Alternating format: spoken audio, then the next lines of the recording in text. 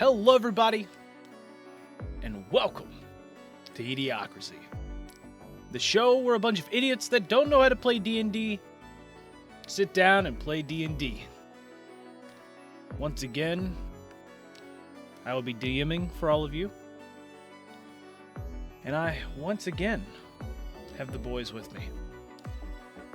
We did an amazing stream just the other day, where we sat down and went through all of our amazing moments over the last year.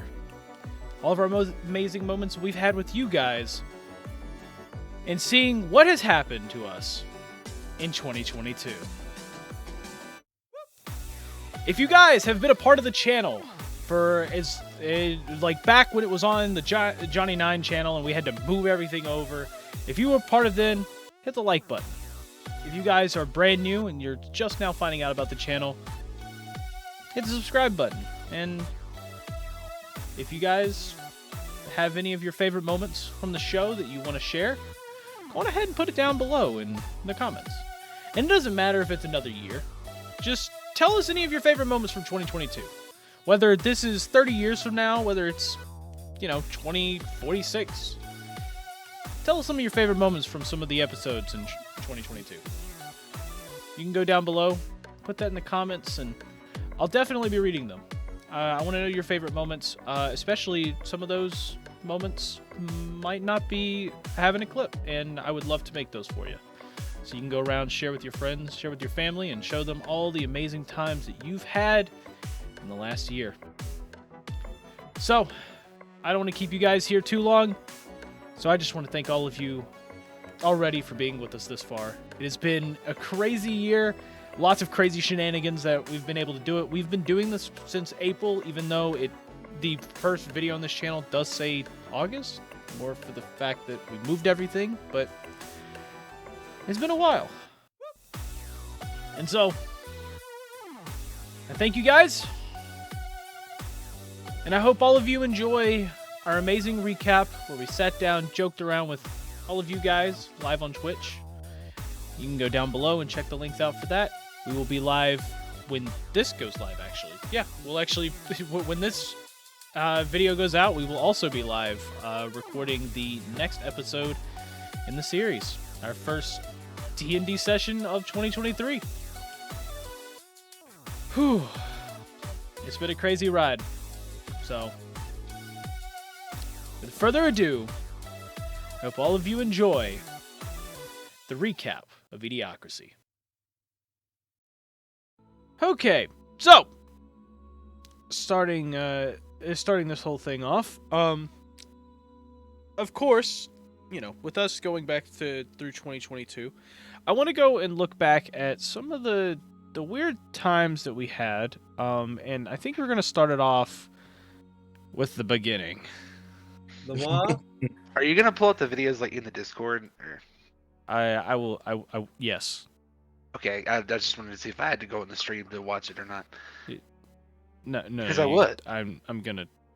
I'll just stream it to you guys through Discord. Okay. All right. Okay. All right. Yeah. All right. Cool. Thanks for ruining the mood. I'm gonna be honest. I think You're welcome. The wall is the first thing. Didn't we do that immediately when we left the first tavern? Yes. Okay. Yes.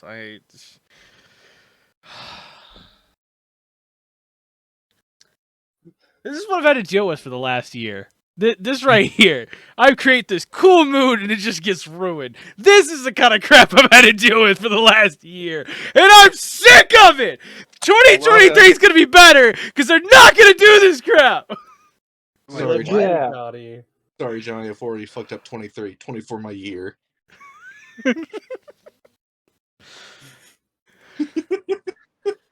Jumanji 2, baby! Okay. So, we are going to take a special look back at a few amazing moments. So, to start this off, let's go back to the very beginning, where we didn't even have an overlay yet. I was still in the middle of creating it.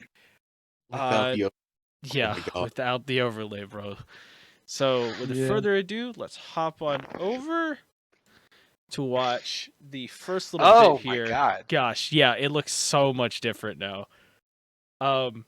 So if I remember correctly, with this was back when Michael was a part of the show.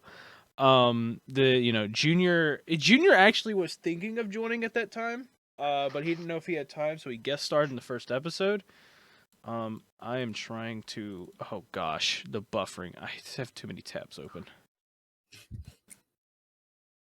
There we go. So I don't remember the exact timestamp. I was looking for it earlier. Oh, here it is.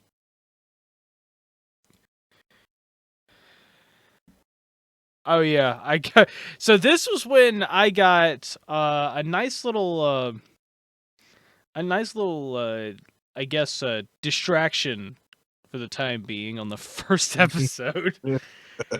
Apparently I don't remember what it was, but my dad needed me to talk to him on the phone at this very specific time, and so Granny walked down the steps and was like, "Hey, your dad's on the phone." I'm like, "Oh, okay." And then I walked off.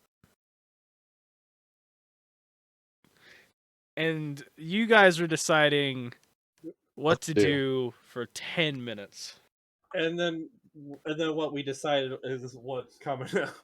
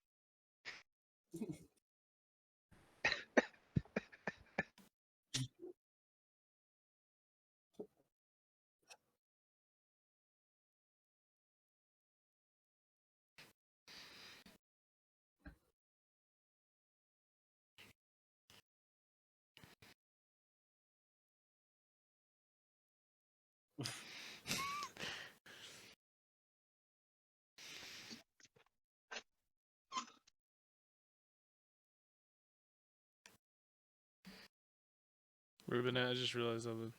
Do I not have a capture for this? I don't have a capture for this. I'm dumb. They can't hear any of this. Y'all have decided to. Okay. We back up a little bit. So we had our little break. Yeah, let's actually walk into the wall. Let's all collectively agree. Let's all collectively agree to have the entire party walk into the wall. No. We For need me, to it makes walk sense. into the Chinese food place. It's You guys are going to try and walk into the wall. I'm gonna try and climb the damn wall. Okay. Well, I'm gonna- technically, I'm just gonna be like, I climbed the wall. technically I guys can are- climb the wall too, because I have claws. While you guys are doing that, I'm just gonna like do a weird pose as if like I'm in like an episode of Hole in the Wall. You're just doing your pose over there while somehow also still playing music. I have no Yeah. clue what you guys have been talking about. I've been on the phone essentially. We've just been giving some much needed information to someone who Okay, wasn't cool. here. So We walked left off. into You a guys wall. were walking down the street past the blacksmith. What? We were about to go into a wall. No. He said left. Everybody decided to go left, so we're going past the blacksmith. Johnny, we have all decided to recall our last move, okay? Oh, so you walk down and y'all are in front of the blacksmith and y'all have decided to turn around and walk back to where you were before. Yes. We all collectively agreed to walk into the wall. No, not walk into the wall. Climb the wall. The bard. They're all going The to. bard. I'm The going bard to. has decided to pose there as if he was in an episode of Hole in the Wall, and he eventually gets left behind.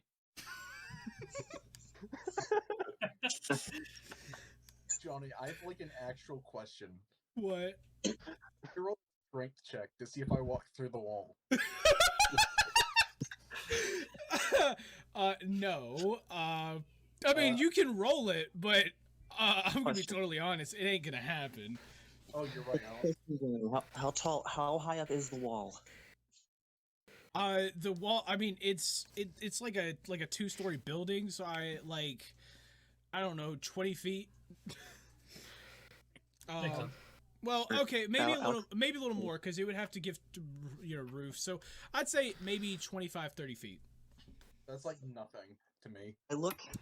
I look towards Tony and then motion to him to pick me up and throw me up there. Oh my god. I want you to roll an athletics check to pick him up on my back and start climbing the wall. What? Not what I meant. Well, okay. no, wait a minute. You can't be just being like I'm gonna roll an athletics check. I gotta tell you what to roll. I feel like this might be illegal.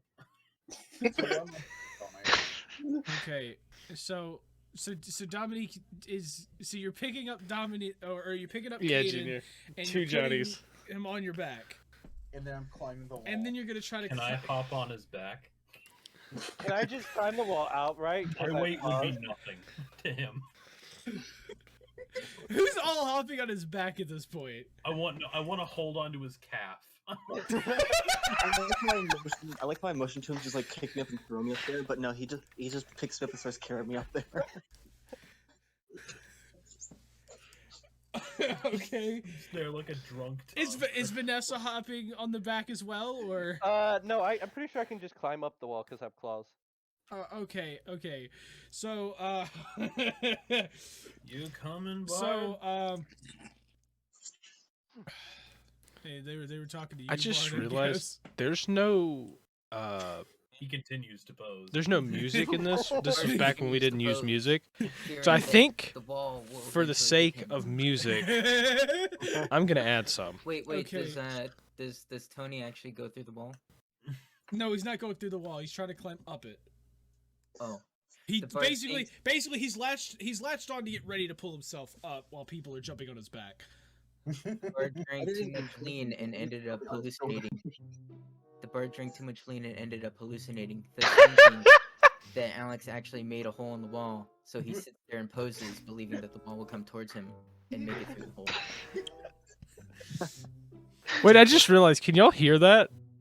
Yes. Oh, okay. Yeah. I was sitting here on stream like I'm just like so. This was back when we didn't use music. The only music we used was in like the first 10 minutes of the video because I was using one of Junior's songs. I think it was like Lo-Fi Beat 2. And we didn't use music back then, so I was like, it'd be funnier. What if I just add some music? So then I clicked it, and I forgot that Discord captures the music as well. Also, it's kind of sad to see all these people gone, and I'm the only one left of the original. Yeah, yeah. From the original 4, Vanessa's the only one left. So yeah, it's crazy. Rumor has it that the lean drinking Bart is still drinking lean. The death will befall him if he does not make it through the hole.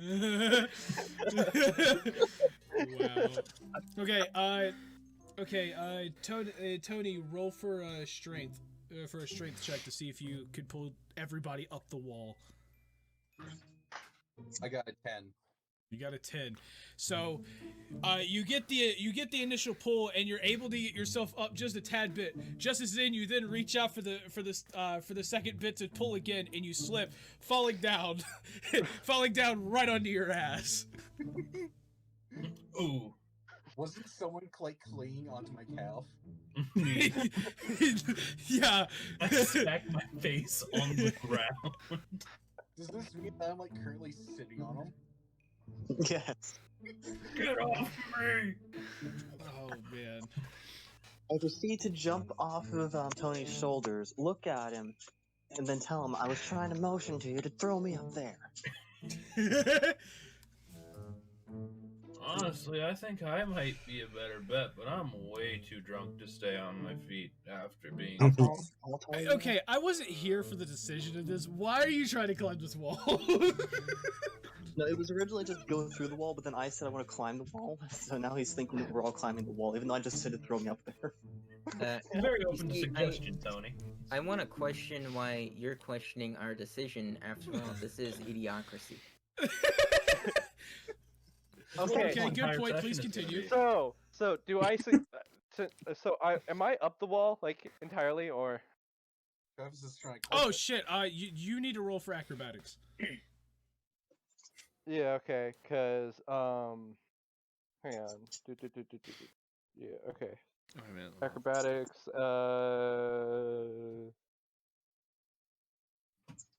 It's like the first one. Okay. Yes, your skills. 16. Oh. Okay, so basically you hop up the wall, no problem, and you're on the roof, basically just looking down at the others as Tony is on his ass, probably crushing Frobo at this point. And I mean, I guess Caden could still technically be latched on to Tony's back, I guess, at this point. I already got off and looked at him and just. Oh, he got off. Okay. Oh, I thought I was under the assumption that I'd got out from under him. I mean, do I need to make a strength check to push this dude off me? Yes. Fair enough. You need like an 18 or 19. 11. Oh no. You know what, Alex, what is your armor class? My armor class? Yeah. 11. Oh, and Michael got an 11. Yeah, I'll give it to him. He was able to push the leg off, but you could see where his stomach kind of caved in a bit from the impact of the landing. Can I stand? Oh yeah, no, you could stand. You're pretty much fine. So you're not that bad. Do I already have the heals? Do I already have to heal someone already? No, he didn't take it. See, he's kind of drunk, so he didn't really feel that too much. I'm reaching my bag and I'm like, So you guys slightly irritated about how like easily Vanessa got up the wall. I pick up Dominic and throw him at Vanessa, who's at the top of the wall. Dominic. Yeah, who's Dominic? Dominic. Who the fuck is Dominic and why are you throwing him?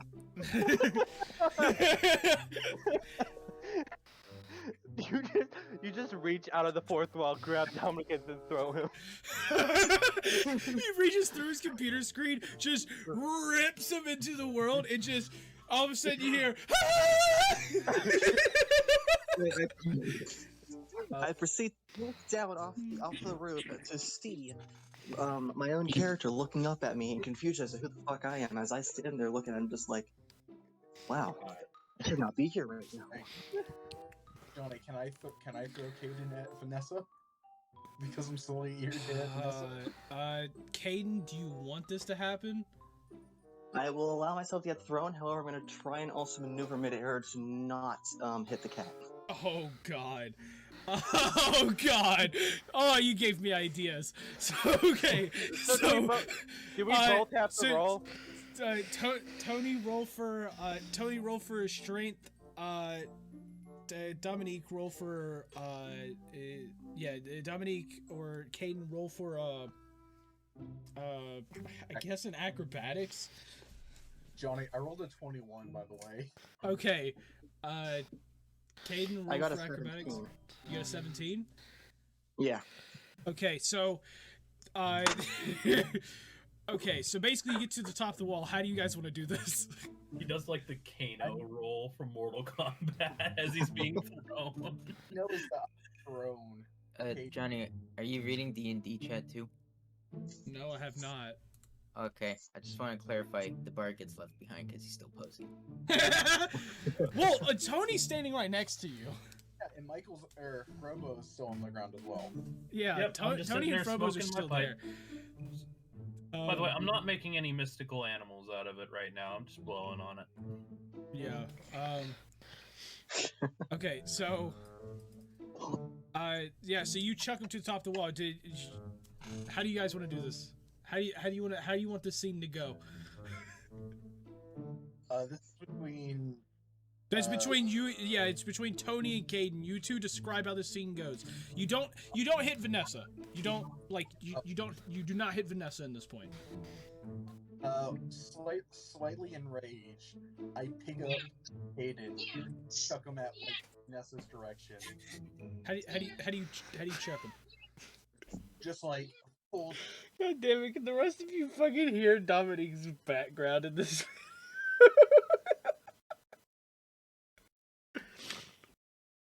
Oh my gosh! Can you guys hear the Dominic's background in this video? That's why I was laughing. It's just like, oh my Yeah. gosh. Yeah. Yeah, it's crazy. Wait a minute. Why is this thing not lighting up? Oh no. Travis.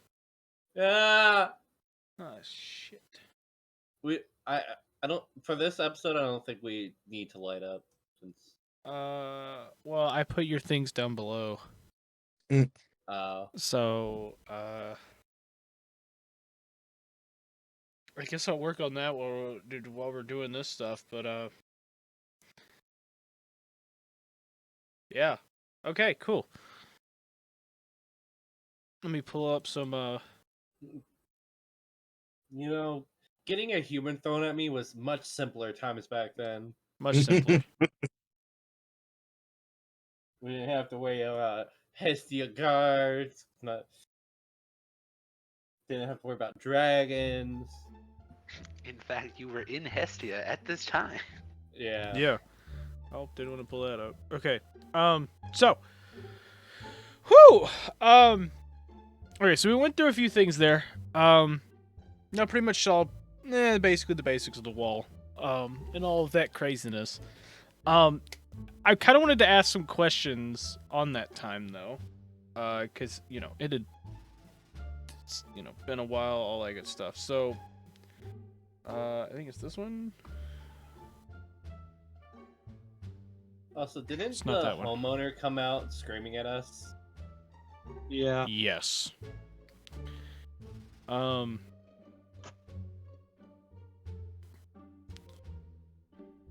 What do you have like questions typed out already? No, I'm trying to get the display capture to go away. Yeah. I'm trying to get the display capture to go away. I'm gonna run to the bathroom real quick. I'll be right back. Okay. Oh, that's the wrong one. No, we want this one.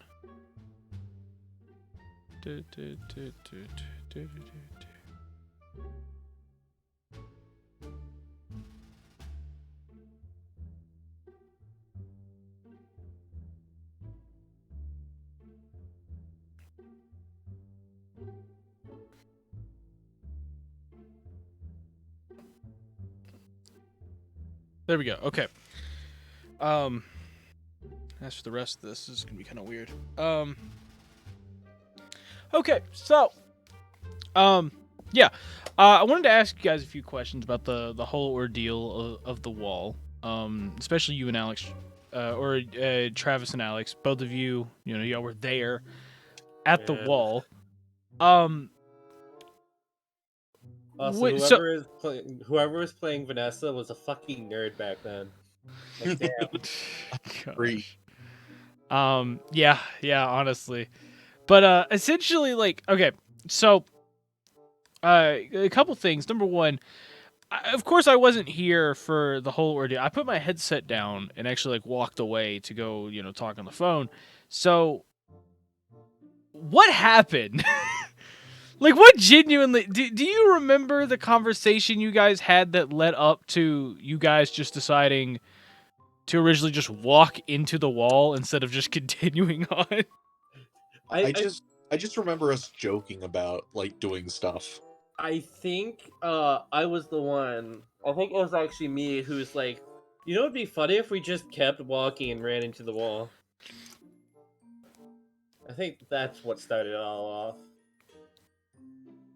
Because, like, I came back and we're just like, yeah, so we're not going down to the blacksmith. We're just walking back to the. We're just gonna walk to the wall, and it's just like, wait, you're gonna walk into the wall, and it's like, yep. And of course, Alex at the first start, just like because he's a Goliath, goes, "You know what? I want to walk through this brick wall."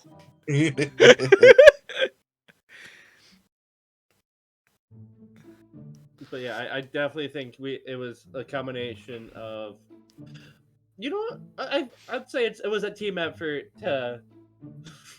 I think it was really just mainly a combination of a whole bunch of us just being stupid. Yeah.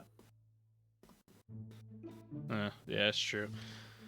Because I think I started the conversation about the wall, but I'm not too sure. Oh, okay. Yeah, no, it was dude, I remember it. It was weird. That was like my. It's funny because we just had gotten into D&D before I even got to like one of the before I got to anything that I planned or anything. It went straight to. You guys derailed the campaign on episode 1. So good job, guys. You good job. Woo! Yeah. It's actually funny because when I was for that episode, my plan, and Yeah, what was your plan? my Obviously, it's funny because my plan. So my plans actually got derailed the moment, Caden decided. I think it was either Caden or Frobo. One of them decided to do a little sleight of hand to try to take I think it was Frobo. He put a bunch of ball bearings in a little bag to pay for all the drinks and everything, and he put a couple gold coins on top. And I remember he did that, and that ended up derailing my entire plans because my plans for that episode were actually to have you guys not be able to pay for all the stuff that you got and then have to do a quest for the barkeep. Yeah, that is 100% Provo. So yeah, it was Frobo who did that. Yeah. So when that happened, I was like, well, crap, Johnny, what do we do now? We didn't plan anything else. This is and it was like, my skills as like my improv skills weren't like really there yet. I couldn't come up with anything because I was still learning how to play D&D. So when it came down to that, I was just like, well, crap.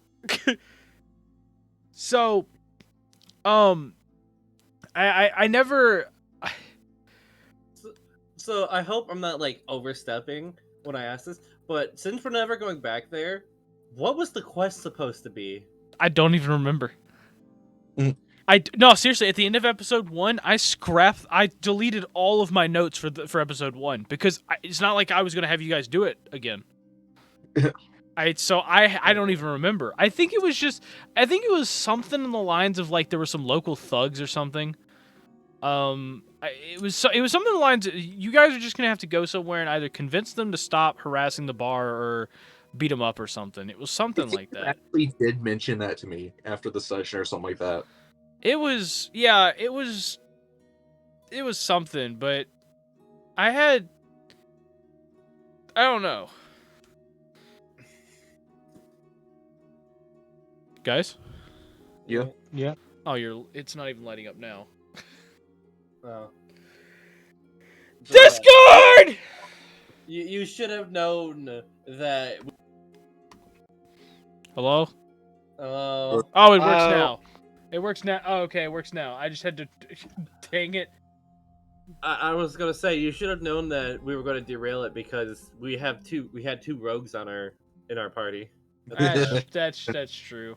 Well, the thing is, I didn't know about like how D&D really worked. So, because the thing is, when this happened, this was like the first time I'd really like made a campaign that was actually long and everything. So, but yeah. By the way, guys, if you don't know, a good friend of ours, Michael, is actually in chat right now. Yes. Yeah. Hey, Michael. How you doing? We just went back and watched. We just went back and watched The Wall. Yeah, we watched that with the amazing adventures of Frobo. Dude, you know it's funny because you know how like later on we did a bonus episode for Morgeth. I kind of wanted to do a bonus episode for Frobo at some point like after that and literally call it the Amazing Adventures of Frobo. I was actually I mean, we still technically can do it. I don't. I mean, Frobo's not really here anymore, you know. Yeah, that's why I was like, it wouldn't be relevant anymore. Yeah, but But it would be a good episode. Like, oh, that's where that loose end went. yeah, but yeah. So, yeah, when y'all derailed it, dude, episode 1 went so off the rails that I just started throwing random things in there, hoping you guys would catch some type of fish. Because what happened is, so at the beginning of the episode, they come out, they're sitting there, and they do that whole sleight of hand thing and get out of paying their tab essentially.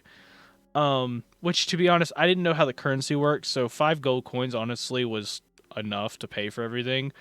The problem is I didn't know that, so I was gonna make them pay like 100 when they didn't have it. But the thing is that they ended up walking. Let's see. What Michael? Oh yeah, Michael just said Fridays are busy for him, so. That's how we've been doing Tuesdays. Yeah, Frobo drank 800 gallons of ale. I mean, yeah. I was gonna say we could always just chalk it up that it was really expensive. Just like the real chalk it up that it was just Frobo. Yeah. You know what I think? I think Frobo stole the 800 gallons of ale, and he was secretly having like a criminal empire under the whole thing in episode 1. He just didn't tell you guys about it because he didn't want to give you guys any of the cut. But yeah, so essentially, they came out of the tavern. They were chilling. They were trying to figure out where to go because this was a brand new campaign, brand new world, and so they just decided to walk into a wall. Yep. And then, of course, Caden was like, well, I'm going to climb the wall because I know I'm not going to be able to walk through it. So the rest of them go, okay. So they climb the wall for a while, and then they head off to the market at some point, walk around. And I remember in the market, I was constantly throwing stuff around. I was like mentioning like, oh, there's a shady figure over here that looks like he's up to no good. You see a couple, posters, maybe for some jobs or whatever. You see another person off to the side of the stall, and it was just like they didn't take any of the bait. Yeah, I was about to say, if I remember correctly, we ignored all that. We ignored all of it. Went through the market, was looking for stuff. Vanessa bought a fish, I believe. And then you guys ended up going to another tavern that actually had beds and everything. And you went there and ended up sleeping for the night. You ended up sleeping there for the night. Oh, but you also met that announcer guy that was right out there who did who was trying to like recruit people for the local arena. The arena was not meant for them to go. So I threw the arena in there as kind of like a curveball thing, like saying, hey, they didn't take anything out, so let me just throw something in there to try to get them. So when I created the campaign, by the way, all these places and everything, they are planned. I don't typically, a lot of DMs, what they'll do is they'll take a village that was, like up at the northwest part of the map, that would be northeast for you guys, but essentially they would take it from like the northeast, and then they would just slap it right where the party is because they arrived at the wrong village. And so they'd be like, haha, joke's on you, all of them are the same village. Until you make it there, then it's not. But essentially, like, when I created everything with a specific level in mind, a specific character in mind, and and like different. It was just a bunch of like cool things that I did. I pre-planned a lot of it, which is okay in some regard. I think I planned a little too much, considering how often they derailed my campaign for the first like 16 episodes. So yeah, like the arena itself actually was not meant to be a level 1 arena because they were all level 1. It was actually meant to be a level 3. Yeah, I was about to say. I had to actually nerf a few people in the arena because of the fact, just because of the fact that like they were still level 1, and I wanted to make the fight seem at least fair. So I ended up nerfing them a lot. It was, yeah, creative, creative map making. Sure. I mean, I just wanted to make sure that I wanted to create almost like a video game in some ways, where like there's these places are pre-planned. You'll make it there at some point, and you can go there early, but it's just gonna be harder to go through them. So yeah, I did a lot of stuff like that. You know, tried to go through all of that. I eventually started improving some places. I did leave a lot of places up to improv just in case. Like some of the villages that are in the world are not actually planned. Actually, funny enough, we'll kind of talk a little more about this later, but in one of the episodes, they go off and they're searching for Yorn. They ended up going to a very nasty and dirty like village, and that wasn't planned. That was actually a reference from Pirates of the Caribbean. So I did add a lot of references. But yeah, essentially, we just never got. Yeah, we went in there. We went in there, and I had to make it brand new, because we needed to re-record for reasons I don't want to explain. But essentially, we had to re-record the episode, so I just decided, instead of doing my original plans and having them basically be completely spoiler of the whole adventure again, what I was planning on doing at that point is just make a brand new adventure. So yeah, it was a lot of it. Tortuga, yeah, that was a very fun part. So I'll go to that a little later. Make sure I don't forget. But I want to continue a little onward to another area. Oh, I think I pulled this up twice. Whoops. So I wanted to go up a couple extra episodes where they actually went to the arena. So this here that I'm pulling up is a short that was created when Tony was in the final round of the arena with Morgeth, and a dragon appeared. Oh. Remember it like it was yesterday. Yeah. Dragon fist. Dragon fist. Yeah. So, no, I didn't mean to peel. No. Sorry. Whoops. But yeah. So essentially, let's pop on over here to. Maybe I should pull this. Should I pull that in this screen? Maybe it should be on this screen. Dude, I don't know anymore. I don't know what screen to put stuff on. Let me figure out. I need to put Foundry on a screen. That works. Okay. So, let me pull up the amazingness of this. Boom, and that one. Yeah. Hello, guys. Yeah. Okay, cool. It lights up now. Cool.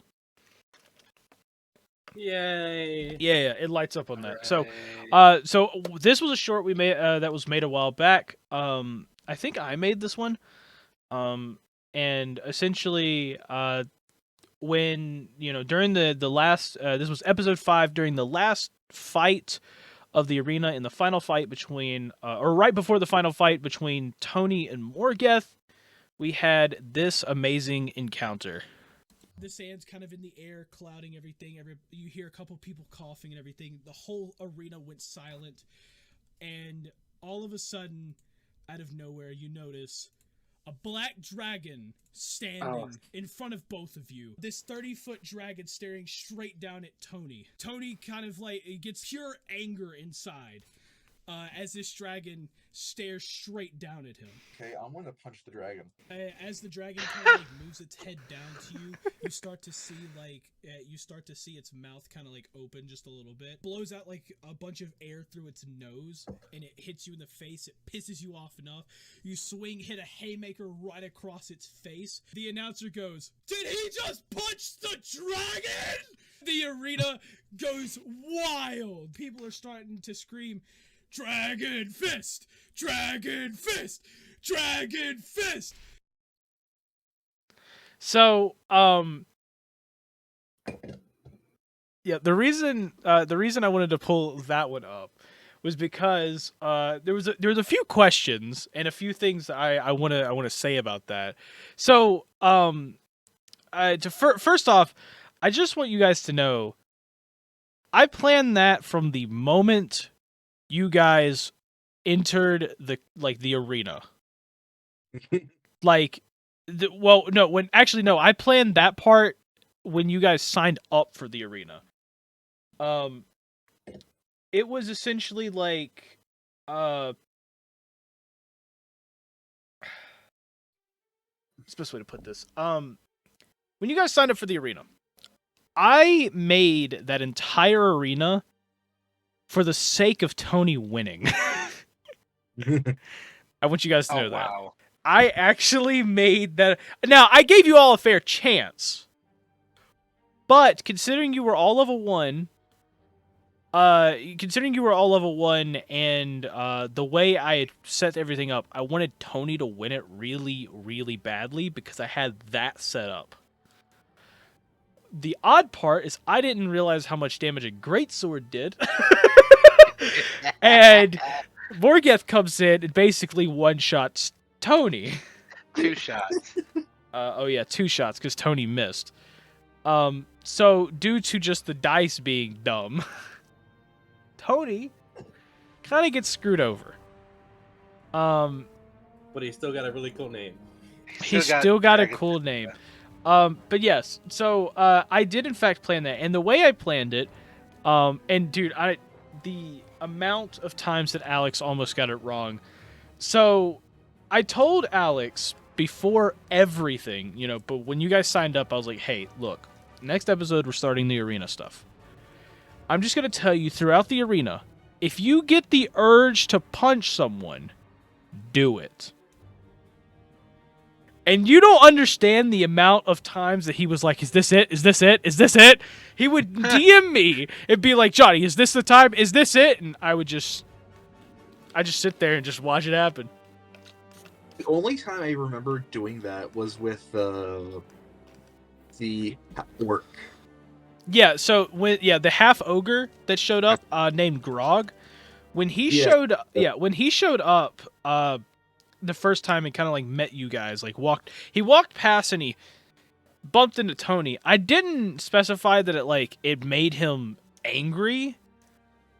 I didn't specify that he had this urge to punch him or anything, because of the fact that this wasn't it. And so he was just sitting there, and it was kind of funny because he was because the entire time he was DMing me, it was just like, is this it? Is this it? And I'm like, yeah, good luck, man. I guess you'll have to figure it out. But yeah, no, I had that plan for multiple episodes. It was kind of a funny moment when it finally came up. I think my favorite moment from the whole arena fight, other than the dragon, is the whole boat fight. The boat fight. Dude, the boat fight. I would pull it up, but it is hours long. Yes. It's essentially an entire session. It was essentially an entire session. We did end up throwing in the Vanessa versus Morgeth fight. Justin couldn't appear that day, so I just pulled up Morgeth as a fighter and just kind of played him as an NPC. I will be totally honest. That fight was just pure RNG crap. The dice was just mad at Vanessa. Because of the fact that Justin wasn't appearing that day, my plan was to throw the fight for Morgeth. The problem is that when I set up the fighters, they just couldn't shoot anything.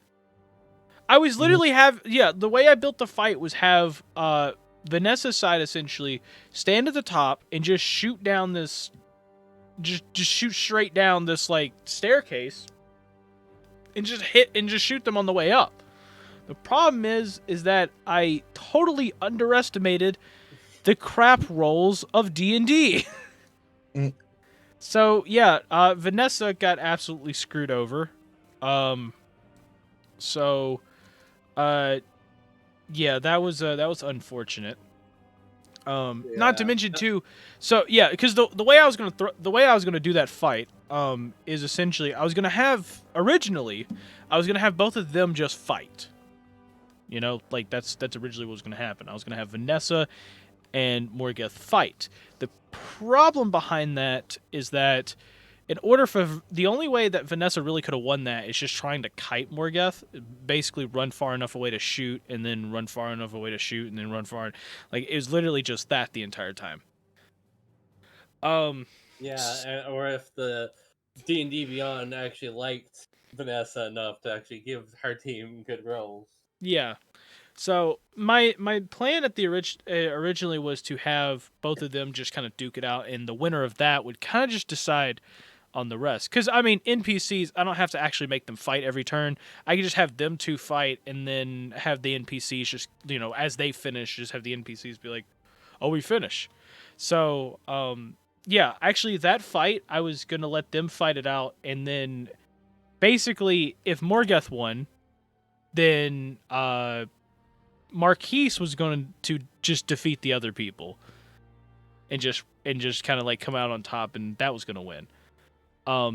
But if Vanessa won the fight against Morgeth, my plan was to have Marquise throw the fight for Vanessa.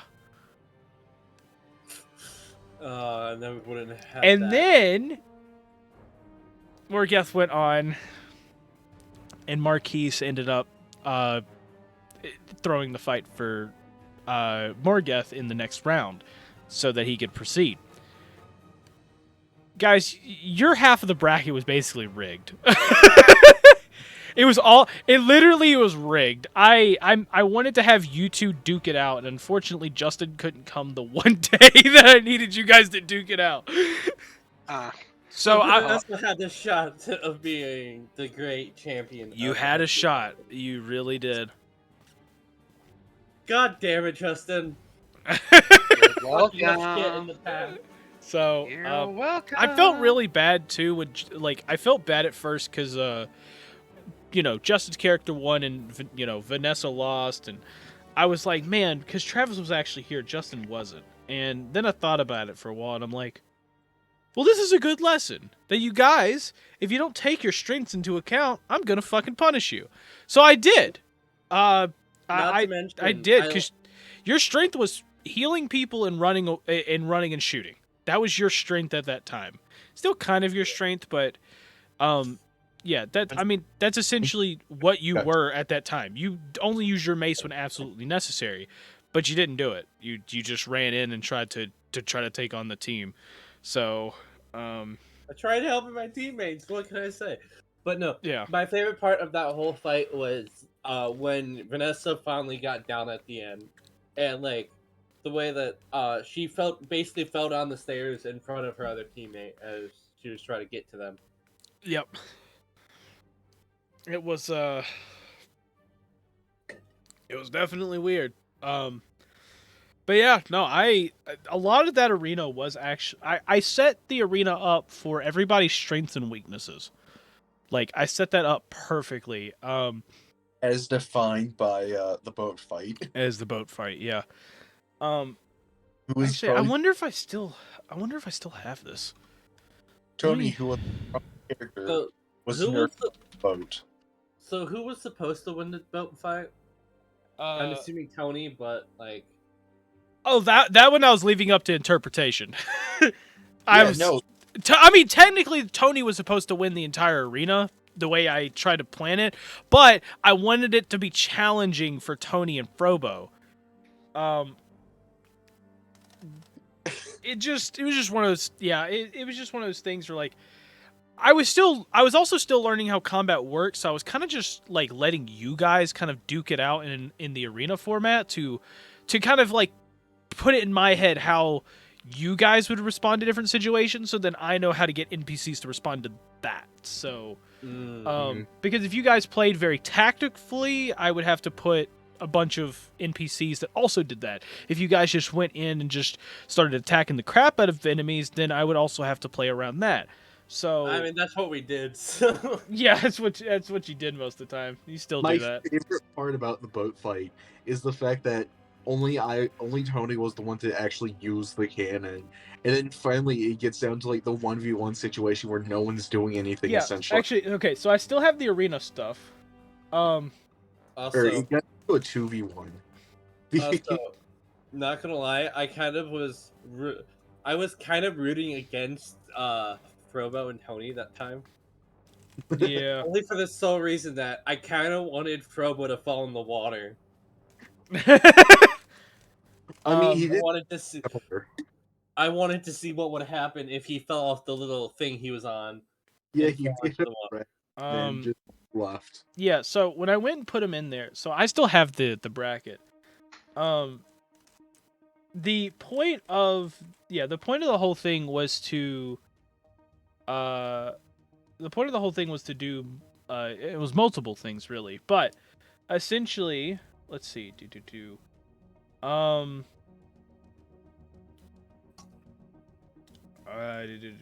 So the first fight that I had really was Tony. Oh yeah, it was Frobo, Tony, Yorn, and Caden versus 2 goblins, a goblin boss, and an eDIOCRACY. So when I made that, it had two different towers, and then it had like a center square with some walls. The whole purpose of that I built was to basically teach. It was supposed to like introduce. Well, first off, we were introducing combat because we hadn't done it up to that point. But the whole purpose of that too was the fact is I took everybody into account. I took like Caden and Frobo are rogues, so their entire objective was to hide behind walls, wait for an ambush, and start doing that. So I started making the goblins kind of like follow the boss, and the boss was supposed to eventually reach them. Didn't happen really. But essentially they were supposed to kind of like move up to them, and Yorn's supposed to sit there. I was also trying to figure out how to put rune magic into it. So like I just had Yorn sitting in the back trying to cast runes, and he just got attacked. It was chaos. But I did that, but I also put the walls in the middle specifically for Tony, because I wanted Tony to be able to utilize the fact that he is a melee character. He's not really a ranged character. So the fact that like with the enemies rushing up on him, he could probably block like one of the entryways and just beat the crap out of people as they're trying to come in. So it was supposed to be a weird fight there. Then I had the tower, a huge tower in the middle for Morgeth's fight, which I simulated because he wasn't there. And then we had the Mayan temple one, which I simulated because he wasn't there. A lot of it, like, I was trying to come up with things that, like, would make all the fights fair. Because, I mean, theoretically, if I went in and made, let's see, which one was it? Yeah, the boat fight. Okay. So for the boat fight, I wanted to make it fair.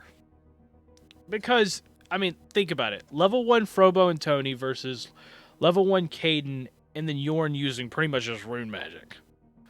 Look, man, Yorn can be okay at times, but this man, he's not really a fighter. Mm-hmm. So, with Frobo and Tony, a monk and a rogue, going up against Yorn and Caden, I needed to give them a disadvantage. So the only thing I could think of was ranged attacks. Yeah, and it's funny because it got down to the point where you're just like, this is taking too long. And you made it to where the boats connected. And as soon as that happened, Tony just took them both out. Yep. That's exactly what happened. So, yeah, it was very weird to try to come up with stuff. I even, yeah, there was even like a half walls cover. So I ended up making a map where it was a bunch of half walls just kind of put up all over the place. That's where Marquise and Morgeth fought for their final battle. Ironically, they don't need to use cover because both of them are melee fighters. However, that wasn't set up for them. That actually was set up for Vanessa to fight one of the gunslingers on her team. Yeah. So that's how that was supposed to go. Because the thing is, so if Vanessa won, what was supposed to happen is she was supposed to fight, she was supposed to fight Marquise, and Marquise was supposed to throw the fight essentially and let her go into the next round. Then it would have been Vanessa and the Noble, it was supposed to be Vanessa and a gunslinger versus the Noble and the other gunslinger, which was supposed to be the other Noble was supposed to be Gregory. And so Gregory the Third was supposed to go up against Vanessa, and then as they fought, the point was for Vanessa to win there. And then when she moves on to the next round, she was supposed to go to the arena filled with a bunch of half walls, where she was supposed to have a shootout with a gunslinger, because I wanted to introduce the power of gunslingers. The problem is that Morgeth won that. And yeah, so Morgeth won that, and it just kind of derailed that whole thing, because of course they're melee fighters. Marquise and Morgeth don't need to have half walls everywhere. Could I have changed it? Sure. But was that a lot of work? Yeah, because I had already created the battle maps. I created the battle maps literally on the first day that we did this. So I had everything already planned. Matter of fact, the entire left side of the bracket with Frobo, Tony, and everything, that was planned. I planned every bit of that out, essentially. I knew they weren't going to lose in the boat fight, so I just gone ahead and put both of them in the semifinals. Unfortunately, Caden was just gonna have to get over it. Oh yeah, and also when they went to the semifinals, Frobo and Tony was actually they went into it was basically this huge box that had 4 different rooms attached to it. It's supposed to be a bunch of doors that led them around. I didn't do it correctly because I didn't know how rogues worked. I didn't know how the stealth options worked. I still was learning the game. And so I completely rigged the fight against Frobo on accident. So, no, because the way that stuff works, the way it works is, or the way I've come up with. Look, we haven't had a rogue in a while, so I'm still a little hazy on the whole thing. But essentially, the way I think it was supposed to go is that Frobo, if he wanted to hide, he would roll for stealth. And if it was high enough, he would just be hidden, no matter really where the fuck he was. And so Tony would have to roll perception to go and try to find him again. And the whole purpose was to allow Frobo to sneak up on him and try to use his sneak attack damage and everything. Because that's all a rogue has. It's literally all a rogue has. I didn't know this. That's literally all a rogue has. Mm-hmm. Dang. So, I created that because I wanted to make it easier for Frobo to run in and out of doors and hide and everything. But then I didn't take how stealth worked into account, so Tony could just basically know where he is through the wall.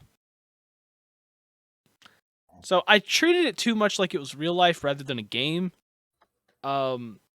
And it threw a lot of it off, and I'm sorry, Michael, you should have won that. I'm just saying, if that worked, you should have won that. I'm just saying. But it was rigged. Tony was supposed to win that too. You're welcome. So you rigged it on accident, and then we're like, oh, I rigged it on accident. Well, Tony was supposed to win anyway, so. He rigged it on purpose. I wanted, yeah, the whole purpose was to get Tony to win the whole thing. And then in the last fight where they're in a 50-foot circle, Yeah, they just that fight, dude, that was crazy. If Vanessa would have gotten up to the dragon fight, she totally would have lost to Tony. Yep. But yeah, dude, it was weird, but yeah, essentially that entire arena fight was supposed to be kind of rigged for Tony, but I did in fact create ways to try to make the fight seem fair. Like, you know, like I said, the boat fight, the whole purpose of that was to give Caden and Yorn a chance. Which it kinda did, but kinda didn't. Yeah, it basically prolonged the fight, but it didn't really give them a chance. Mostly because Caden couldn't really hit much, and the only reason that it gave them a chance is because Frobo decided, I'm going to jump off the boat, use this piece of plank essentially to try to balance in the water that's electrified. Yeah, that's why I wanted him to fall into it and see what would have happened. Oh man, he would have died. I don't think you guys realized that electrified water was not supposed to turn off till the fight ended. So, like, if they kept going around in boats for, like, a few more turns, he would have just been sitting in the water taking damage every turn. And he would have died. Oh, hell yeah. Killing Frobo off in episode 3 was not the option I wanted to go for. So, yeah. But then we wouldn't have Tony be the first death in the campaign. Yeah, so... But... with all that aside, there was one thing that popped up in the arena that I think that we should go back and look at. And that is the introduction of Morgeth. No. So when we first talked about getting Morgeth in there, he was trying to make Morgeth kind of like a dark and brooding character. He's supposed to be like kind of like Emil from Halo Reach or whatever, where he's off to the side just sharpening his greatsword as soon as they meet him, and you know, and he just ends up joining the party. I don't know what the reason would be behind that, but he was just supposed to just end up joining the party at some point, after that. Okay. But the problem is that I don't know nervous. He was nervous, and I think it's best if we just watch the clip.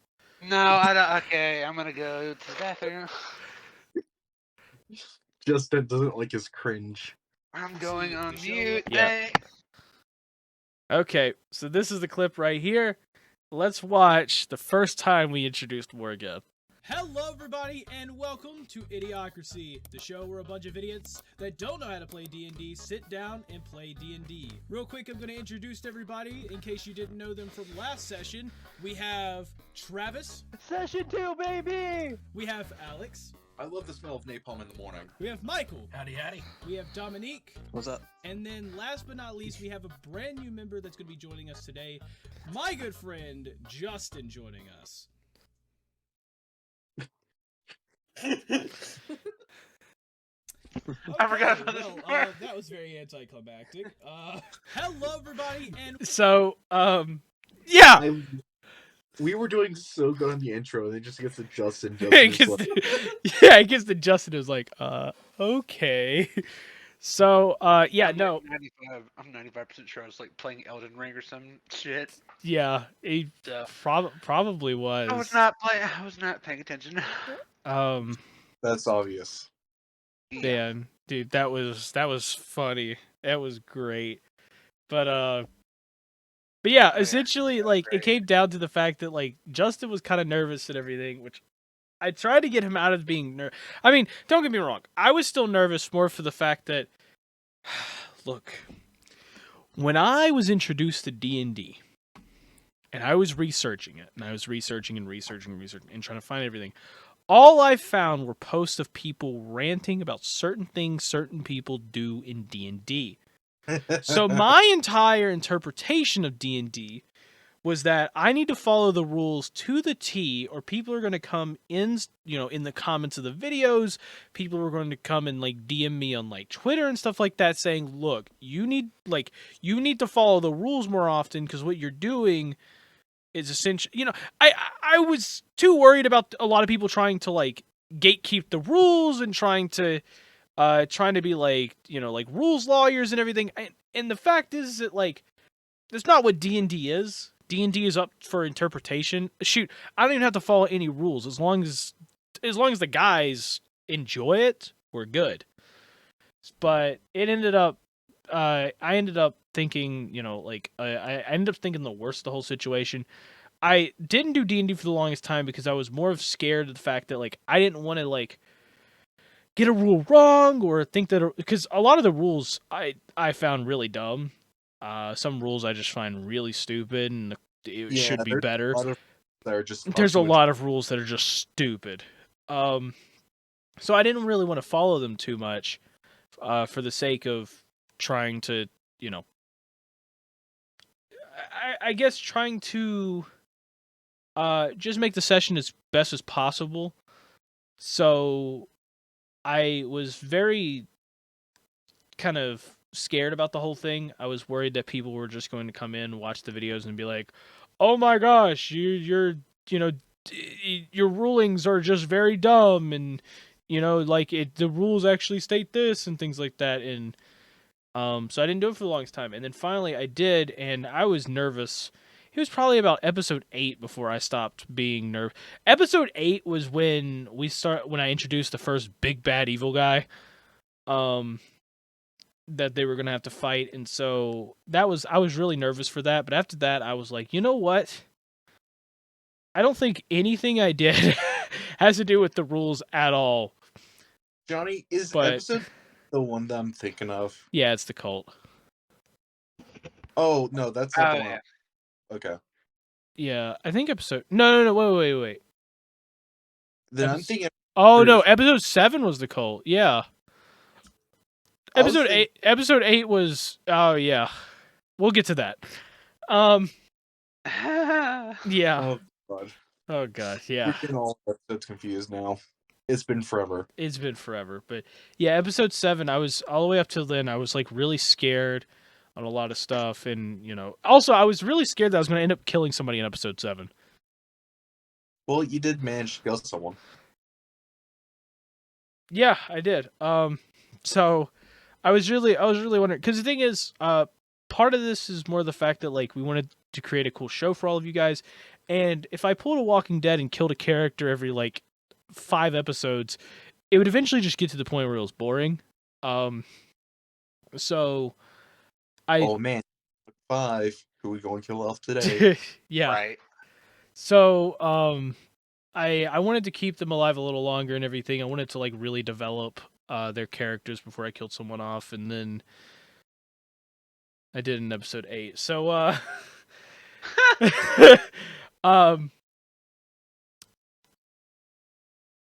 speaking of that, actually, let's pull that up. So episode 8, if you guys don't know, episode 8 was called Going Down Fighting. And the reason I called it Going Down Fighting is because, well, somebody did go down fighting. Yeah, so in this episode, and I want to tune mostly to the end of it. We finish it off.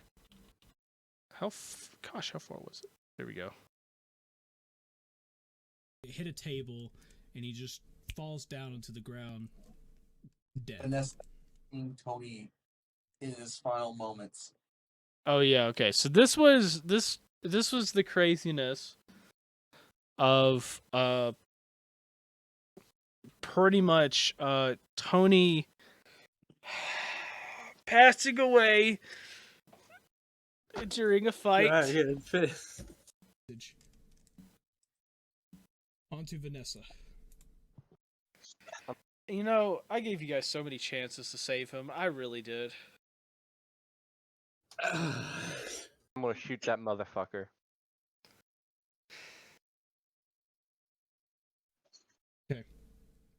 Roll with advantage.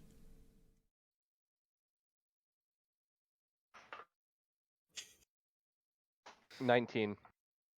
I really wanted it to, so I gave Vanessa advantage in just a pure rage. Not supposed to do that, but I did that for the sake of I just want Vanessa to kill him. So, because this was like the first time Vanessa. Wasn't this like the first time Vanessa killed anybody? I'm pretty sure, yeah. Yeah. So, like, just seeing that whole thing, Vanessa just, got all pissed off and was like, yeah, you know what, let's see if she can hit this. Because I knew that, I think the boss was literally at 1 health. Yeah, which got me mad as well. With Yeah. one. Yeah. So, I did all of that. And then I tried to have a funeral. For his fallen friend. Yorn walks out. Not him. And I was trying to keep. It's funny. So for the first bit of this, I tried to stop laughing when Yorn walked in, because I had some really dumb remark to make the whole time, and I didn't want to say it. I don't even remember what it was, but I had a dumb thing. So you can see that I'm trying not to smile the entire time because I'm trying to get in character. But damn, it was hard. Ah, no, I didn't mean that. I accidentally clicked somewhere else in the video. I'm trying to find the part where... To Tony's grave. Oh, yeah, okay. I think it's right here. We all find the dragons. And even though... Okay, we need to go a little bit further back. And we're gonna... Let's real quick watch part of his death. Or at least the funeral. The bartender came over. He... simply went behind the bar. He pulled out a tankard. He pulled out a tankard, filled it up with with his hand shake. Oh my gosh, I am so bad at descriptions. I'm just... Have I gotten better at that? Yes. Yeah. Oh, thank God. Yeah, by like a long shot. Oh my gosh! I used to fill it up with drink. He got purple tears starting drink. to fall down his face. He started drinking, and I don't know if you guys know this, but that bartender doesn't drink. So when he started drinking here, something went down. Yeah, this was the first time that I know I kind of hinted at it, but this when Tony died, that's the first time Vanessa actually fully drinked in a while. Yeah. I think you stated this before. Everybody could only hear one word, and that was the name that Tony was known by, Dragon. It actually was 2 words, but Dragon Fist is 1 word, it's just hyphenated. Yeah, sure. That was the name that Tony was known by, Dragon Fist. As a hero has just passed on this great day. And after that, I was trying to keep from crying. From this point onward, I tried to keep myself from crying. So, with that, we move on to 30 minutes later. Joseph and his gang has properly taken properly taken his body to a nearby cemetery, and as all of you follow and go there, Joseph decides to say a few words, and he goes, "I didn't know him much. I just met him not too long ago, and even though the way we met was not the most orthodox or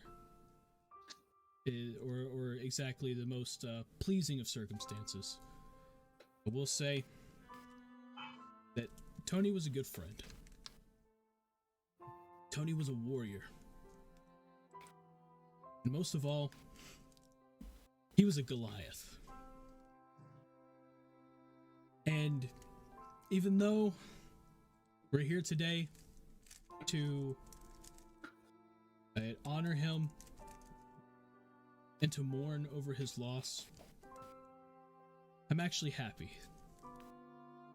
Because we all know that Tony, if he could choose any type of way to die, he would have chosen to die as a warrior. And that's exactly what he did. To Dragon Fist, I hope one day, when we all find the dragons, we all slay our own dragons, that you'll be there with us in memory. Would any of you like to say any words? Long live Dragon Fist. And as you say, long live Dragon Fist. All of the gang, all of the gang members standing around, like all of them like raise their weapons and cheer, and then all of them toss their weapons onto Tony's grave and leaves it like a warrior's grave.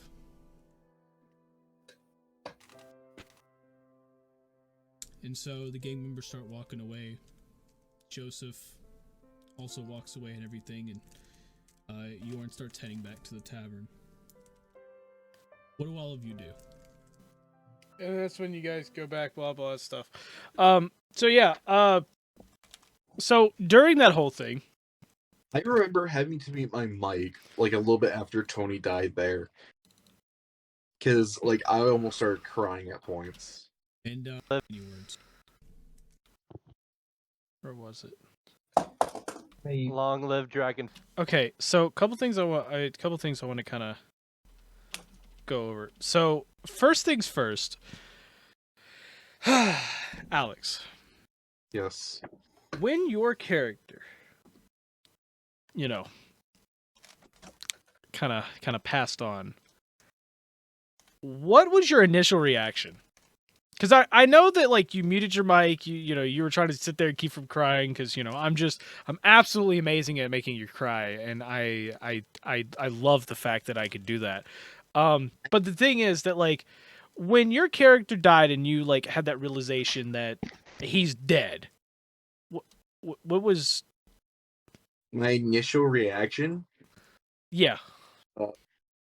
Lean back in my chair and just be like, "Fuck."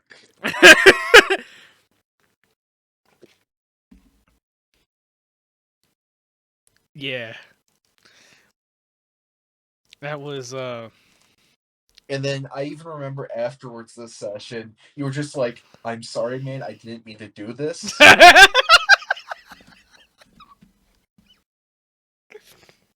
Yeah. I did not mean to do that. Whoops. My bad. If things could have gone differently, Vanessa could have died there. Anybody really could have died. Dude, you don't understand. Tony was the most liked character at that time. Yeah, so for Tony, what I was mainly trying to do with him was trying to make him like the big brother of the group. Yeah. Yeah. Because that's kind of how I felt his character went. You did that too well. Everybody liked him, and then he died. Yeah. So. Because if they figured out that Vanessa cheated, like at the very end, she could have been the main target attack, and she could have died easily. Yeah. So. Yeah, when it came down to it, when I created the whole thing, that entire episode was pretty much improv. I mean, I planned out a little bit, but I knew that Justin wasn't going to be available for it, so that's why we did the bonus episode and then returned in episode 9 with him. Like, oh, this is what happened to Morgath. Well, all this what happened. And then all this happened in the episode that was supposed to be... This was supposed to be a filler episode. And it ended up turning into like a canon, like mega emotional episode. And then all of a sudden, like after a bit, John was like, "You know what, Alex, we're bringing in Ugg." Yeah, no, I even talked to him because I was like, wait, didn't you have a character that like knew Tony? He goes, yeah. I'm like, he was like, yeah, I had Ugg, and he's because Ugg was his original character. Ugg was my original character for this like thing, but what ended up happening was Johnny kept hounding them to create everyone else to create a character, and I think I forgot about Ugg, so I ended up creating another character. And then he liked the newer character slightly Yeah. bit more for the campaign, so he just decided to go with it. Also, now that we're talking, who's the most like character nowadays? Now that Tony's, you know, This Put in the isn't comments down below. Which what? character do you like the most? It's a Rilo. It's most definitely Rilo. Gosh, Yeah. dude, Rilo is such a great character. Absolutely Yeah, amazing. the Love it. Rilo just because of like the amount of stupid stuff he does. That Amount of actually, stupid stuff. Dude. Look, I say this. Every good show needs one character that just the gears aren't turning. Every Yeah. great show I mean, shoot. I mean, think of all the good Disney shows that were like that. I mean, you had Austin and think- Ally, Sweet Life on Deck, Wizards of Waverly Place. I mean, you had like a bunch of Disney You shows like like M that. or Thum? M or Fum.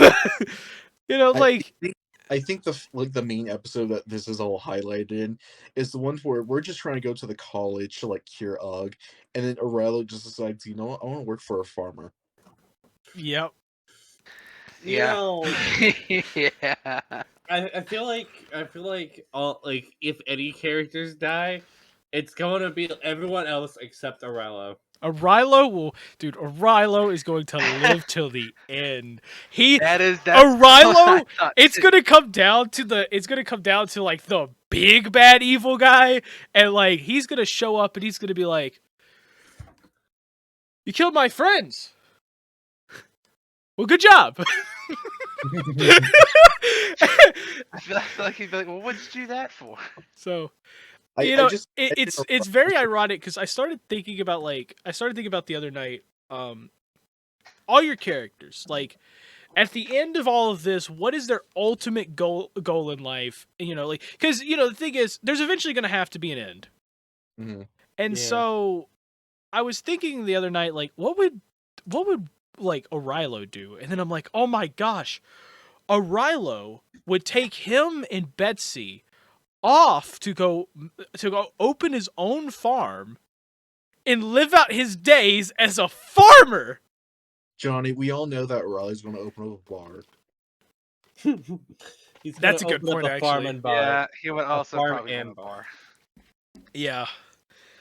Oh, he's gonna have his own still. That's what's gonna happen. Yeah, he's gonna be making moonshine. See, all Vanessa wants is just a legacy. That's all she cares about. Is what she leaves. Well, then behind. stop trying to sacrifice yourself. Oh, Big man. bad. Listen, man. Listen, Everyone that's knows Morgan's job. what We good gotta is. get him. No, it's Vanessa's Gosh. job.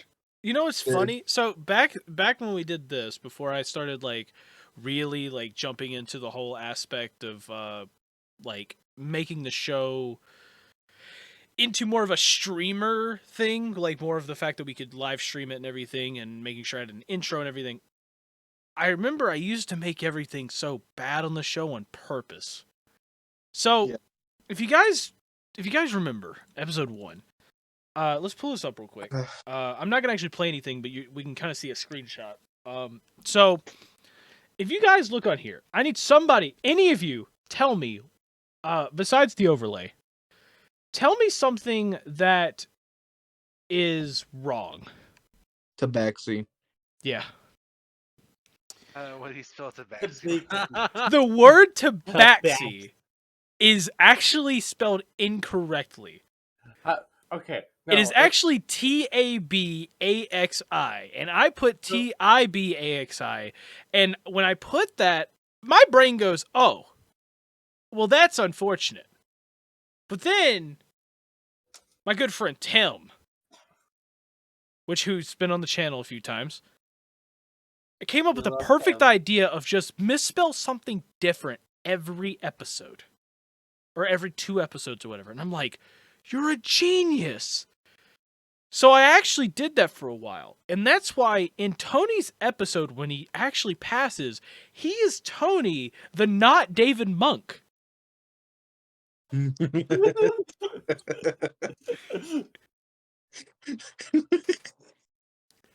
It was always something. Also, Arilo is not a Goliath gunslinger.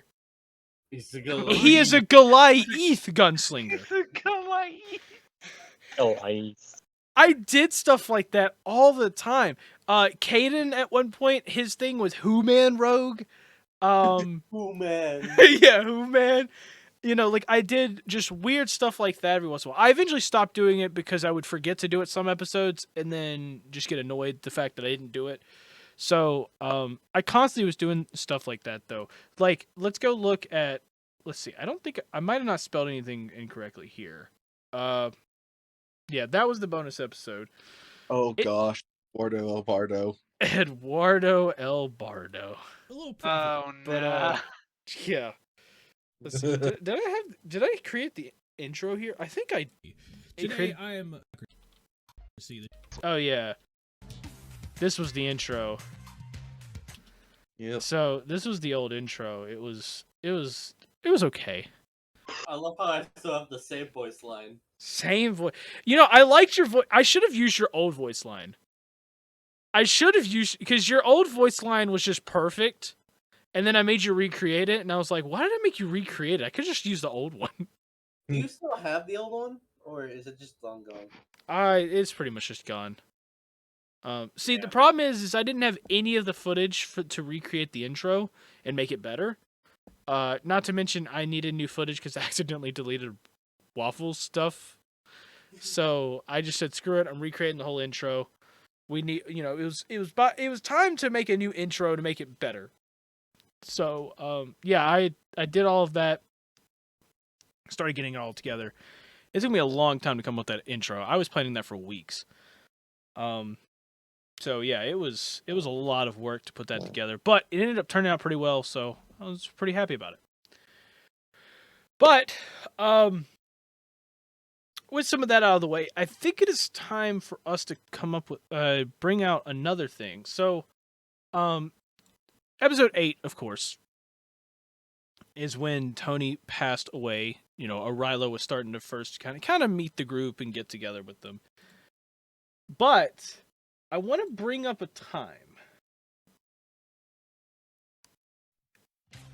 And this was the time in which I introduced Arilo into the campaign. So, Waffles,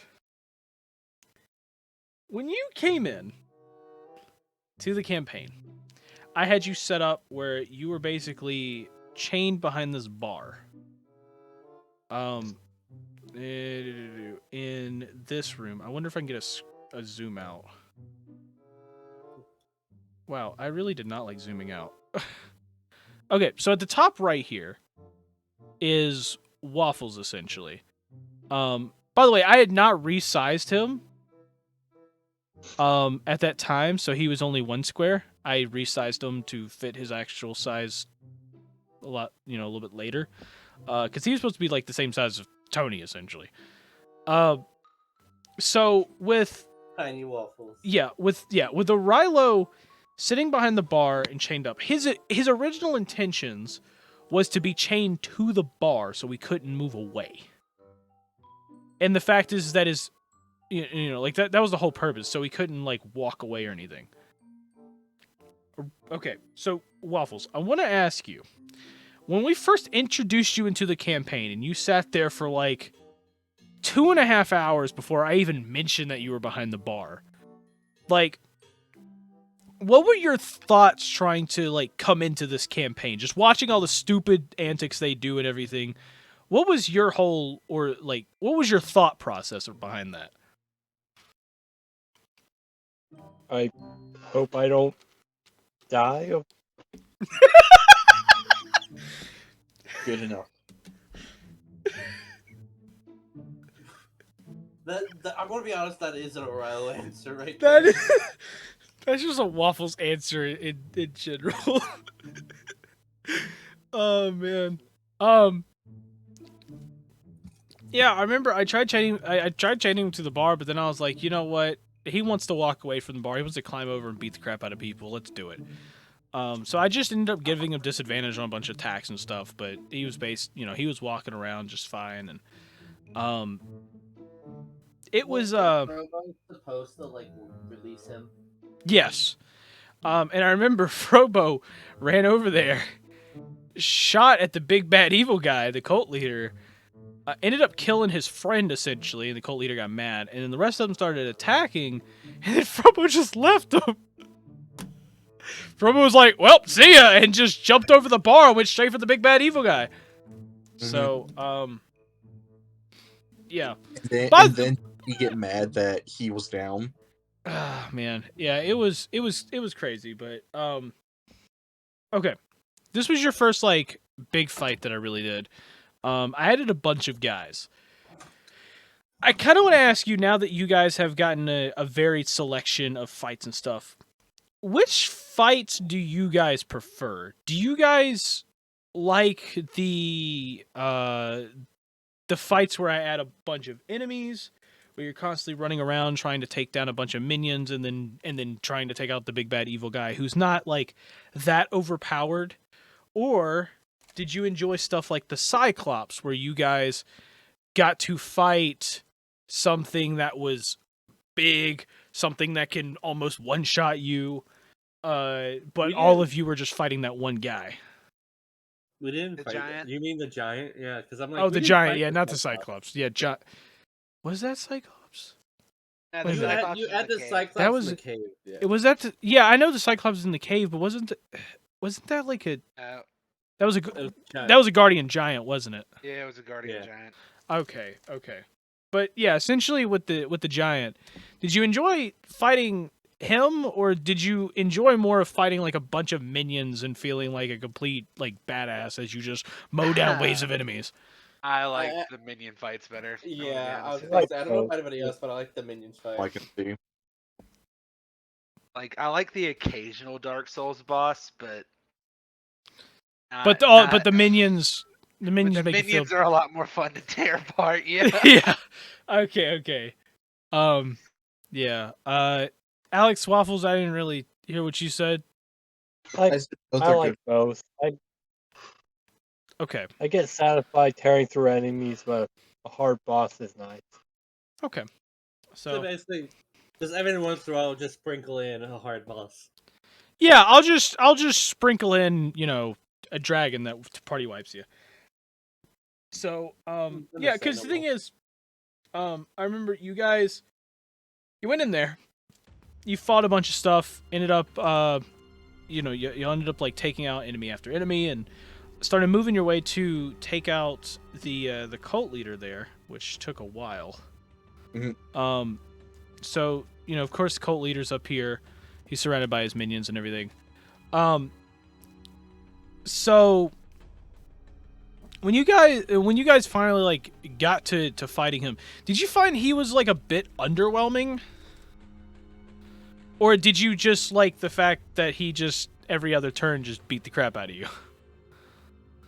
I kind of liked it. I liked it, but like, I wish we didn't kill him. Why? Because he could always come back and kick our asses later. That's true. That's true. Yeah, no. When I created this fight, I wanted to try. I tried to balance it. So I tried to balance this, because I wanted to make a fight that you guys were going like. I was trying to create a fight that you guys were going to enjoy. Something that like was going to be challenging, but not like party wipe difficult.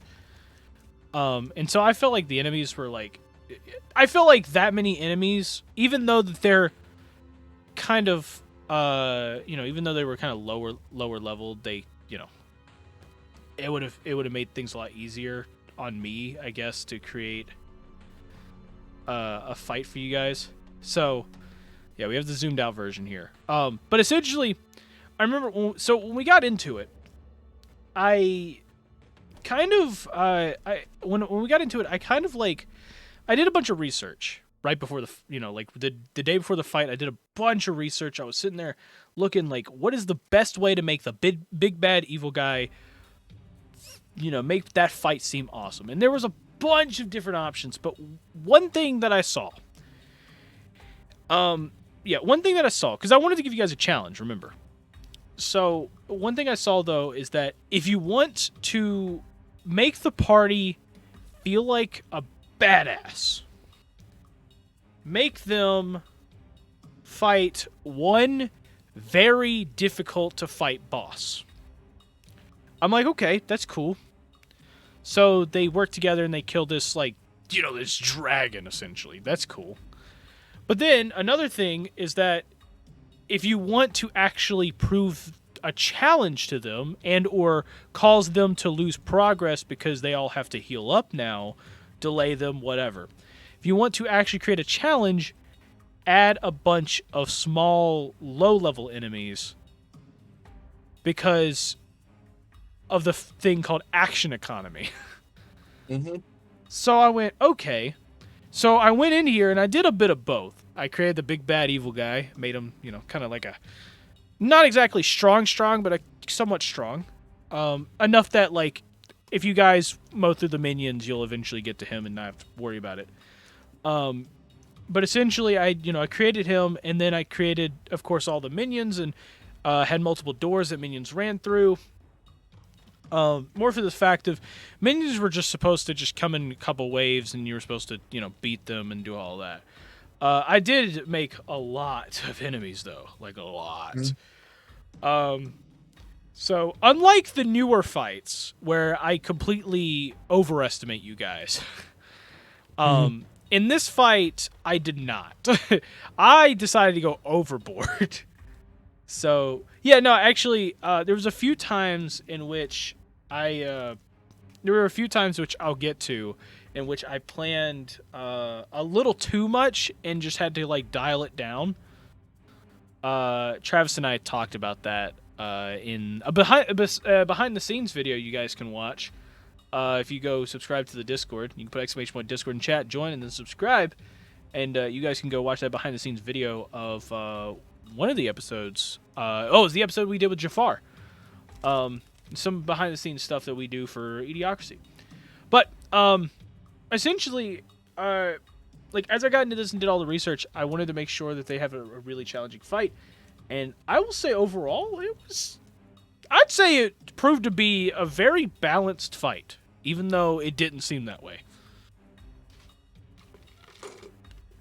I mean, overall, what, 2-3 of you went down? Mm-hmm. And there were 6 of you. So, I also had to put a bunch of enemies because there were 6 of you. 6 of them! So yeah, you have to, you gotta, yeah. Usually when people, they have parties and stuff, 4 people's usually the average, the amount people typically have, or plan for. So I planned for 6 people. So it was a lot of behind the scenes trying to think of what to do, but at the end of the day, it was a balanced fight, and I'm happy that I didn't kill anybody this fight. Almost did. Almost, but it didn't. And so with that, let's move on to the next thing. Let's move on to the next thing where I want to move ahead a little bit and talk about the funness of your adventures with Yorn. Oh god, Yorn. So I can't pull up a specific episode for Yorn because he was in a bunch of them. So, I want to first bring up, Yorn as a character at the very beginning. When you guys met Yorn in the arena at the very beginning of the campaign, I know Frobo was more the one that got kind of attached to him, and Michael wanted to bring him along and everything. But essentially, you guys, how did you guys think of Yorn when you first met him? Like back when he was the nerdy, like skittish person, didn't really want to do anything dangerous. I thought exactly that. He's just here for plot relevance. Yeah, let's go with that.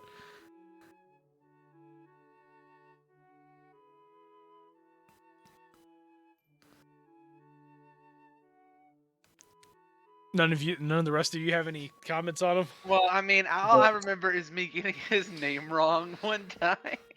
Oh yeah, I think you called him Yarn. I did call him Yarn. Yeah. So funny. I'm gonna be honest.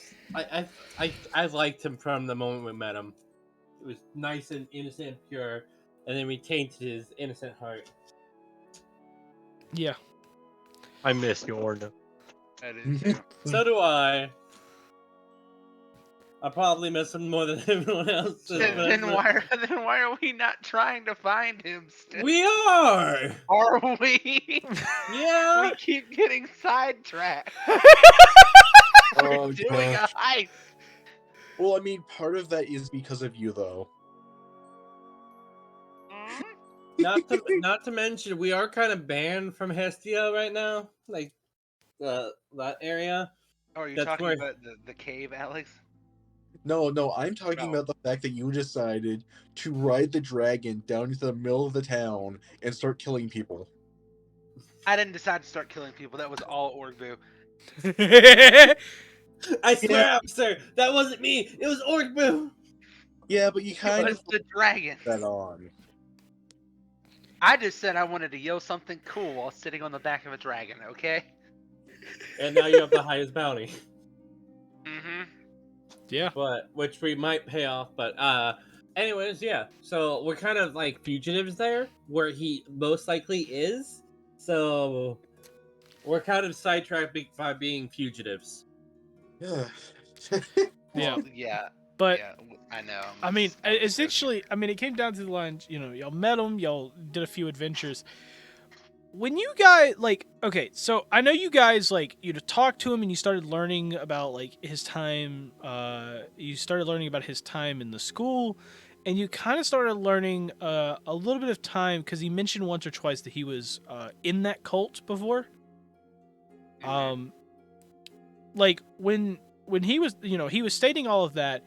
But once you guys started getting to the library and you started seeing all the magical stuff that he actually knew that he could do, because remember he was really bad in the arena when it came to combat magic, but when it came to other practical uses of magic, he excelled in that kind of stuff. So when you started to see some of the magical stuff that he could do, like the flying cart, what was kind of what was going through your head about Yorn?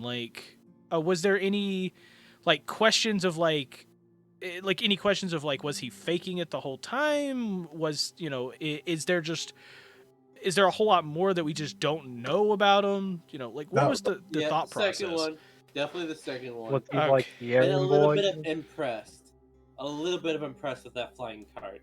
Okay. Yeah, I'm still impressed by that flying car. So, and also when it came down to it, when Yorn disappeared, do you guys... I'm not saying this, I'm not trying to spoil anything. I'm just asking, do you guys believe that you've seen the full extent of Yorn's power? No. No. Fucking hell no. Not even close. Shoot, for all we know, we could know all the runes, but only pretending to know the water rune. Yeah. No, he knew a couple more. I know he did. Yeah. Especially well, no, y'all seen him use a couple others. Yeah. He just mainly uses the water one.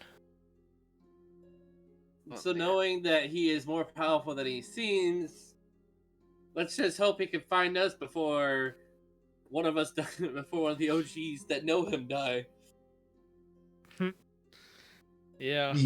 Years later, when we finally when the party finds Yorn and no one from the original part gets in, it's hey guys, it's hey, are you Yorn? He's like, yeah. Why? Legend speaks of this party knowing someone called Yorn. So I knew this guy who knew this guy, right? Who knew this guy who knew this guy. And then Who knew Yorn's this just other like, guy? Who "Wait knew a this minute." guy who was best friends with a guy who died? Who knew this guy named Yorn? And then Yorn's like, "Wait a minute, are you part of the party that had Vanessa? Blah blah blah." And they're like, "Oh yeah, that person that died like a few years back. Yeah, we know them." Yeah, wasn't that the cat girl that had like a whole bunch of trauma?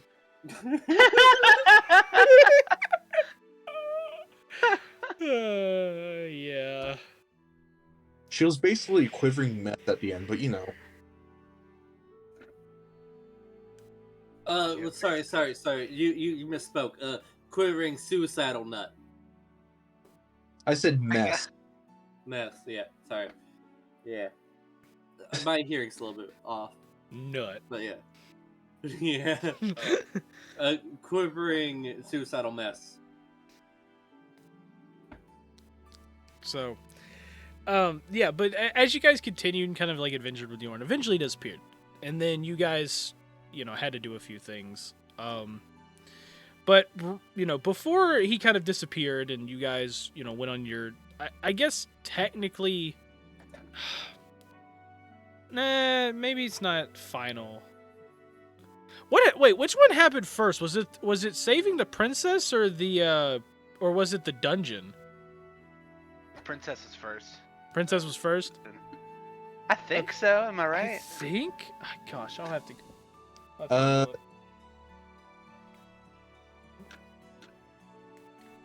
I know. I'm pretty sure we saved the princess.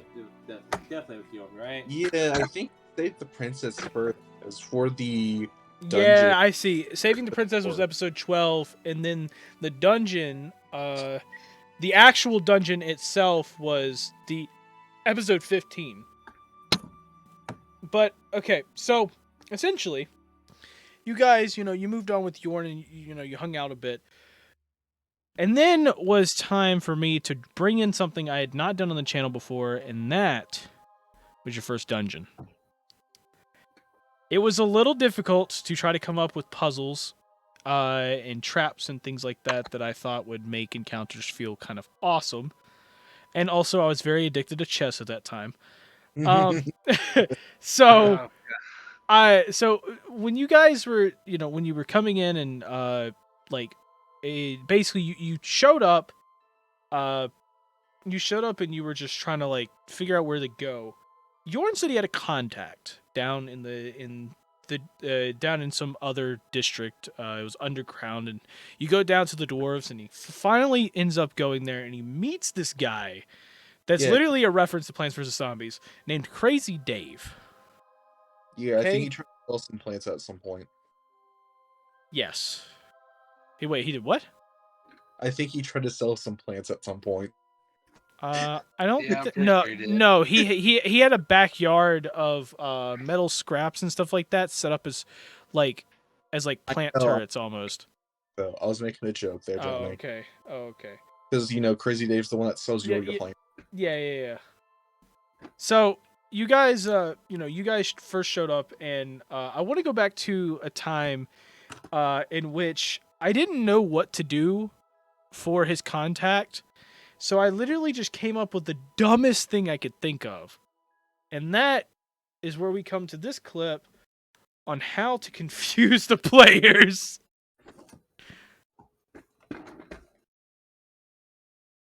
The ruins, Crazy Dave stops and he's like, I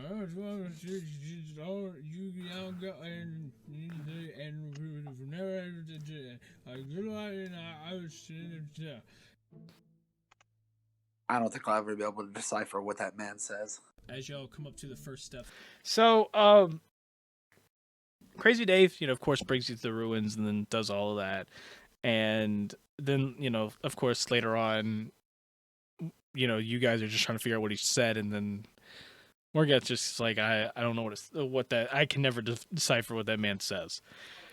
So, when it came to Crazy Dave and his weird way of talking, could you guys ever decipher anything? Nope. Okay. Yeah, it was when in my head, when I was doing everything, it sounded like when I was saying the words, I was actually trying to mouth some of the words so you could piece it together. But it just kind of got like thrown in with all the other garbled mesh that like at the end of the day you couldn't figure it out. So you got of course this is the first song. Okay. Well, you guys kind of, you got together, you went to the ruins, and you started coming up and, saw the first puzzle and unlocked the door.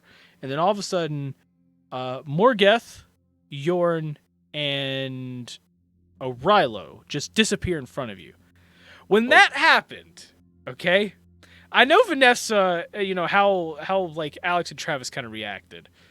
But Justin, Waffles, like, when your characters disappeared just randomly in front of them and they walked into the ruins, what did you think was going to happen? Puzzles? I don't know. I thought this might be where it ends for me, but it was really definitely like an oh shit type moment. I remember that entire like first part of the dungeon where Vanessa was just like trying to sacrifice herself. It's like, yeah, I'm gonna jump into the fire even though nothing was gonna. Yeah.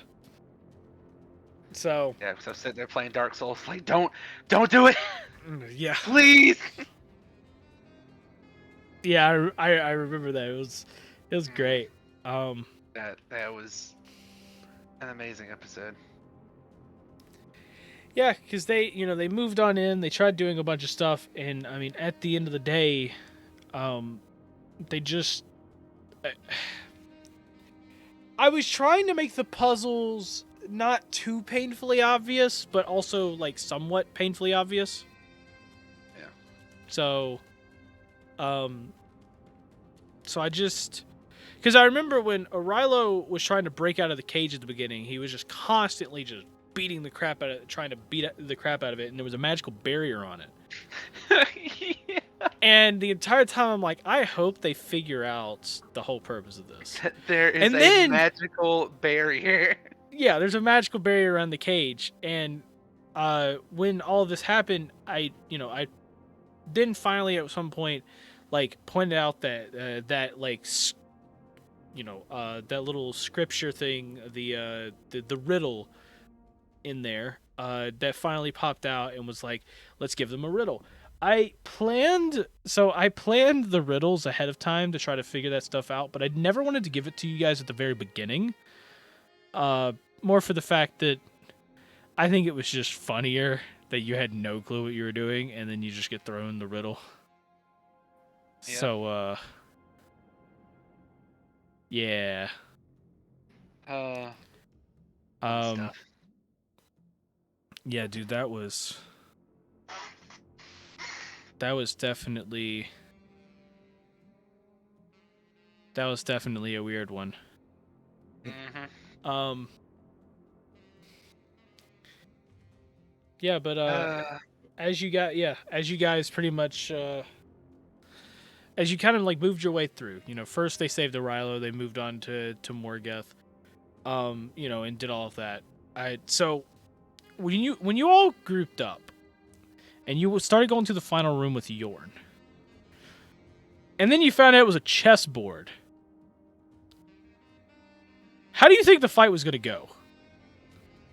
My first thought when I entered the room and realized it was a chessboard was like, I just thought like, Johnny's too addicted to chess right now, isn't he? I was. Yeah, and so when the pieces showed up, you were just like, Johnny wants to play chess. Yes. Yep. Now the fight itself, okay? Because if you remember correctly, y'all didn't actually fight as in like you did normal chess. You just moved pieces and that was it. I actually created an actual encounter out of it. Do you guys remember how that went? I literally just was like, you guys tell me what to smack and I'll smack it. Didn't we lose like twice and then like win on the third time? Yes. You guys lost twice, and due to sheer luck, won the last time. And I will have to say, out of everything, my bad. Because I overestimated you guys by a long shot. Like a long shot. Because of the fact that, so I remember when I plan a lot of this stuff, it's based on action economy. When I planned this, I tried to plan it, like basically one turn, next turn, one turn, next turn. What I didn't plan though was how much health the enemies had and how much damage they had. Because I went and created, on D&D Beyond, I created the different pieces. So if I pull up D&D Beyond over here, I'm not going to pull it up on screen, but I'm going to pull up the characters. So my homebrew creations.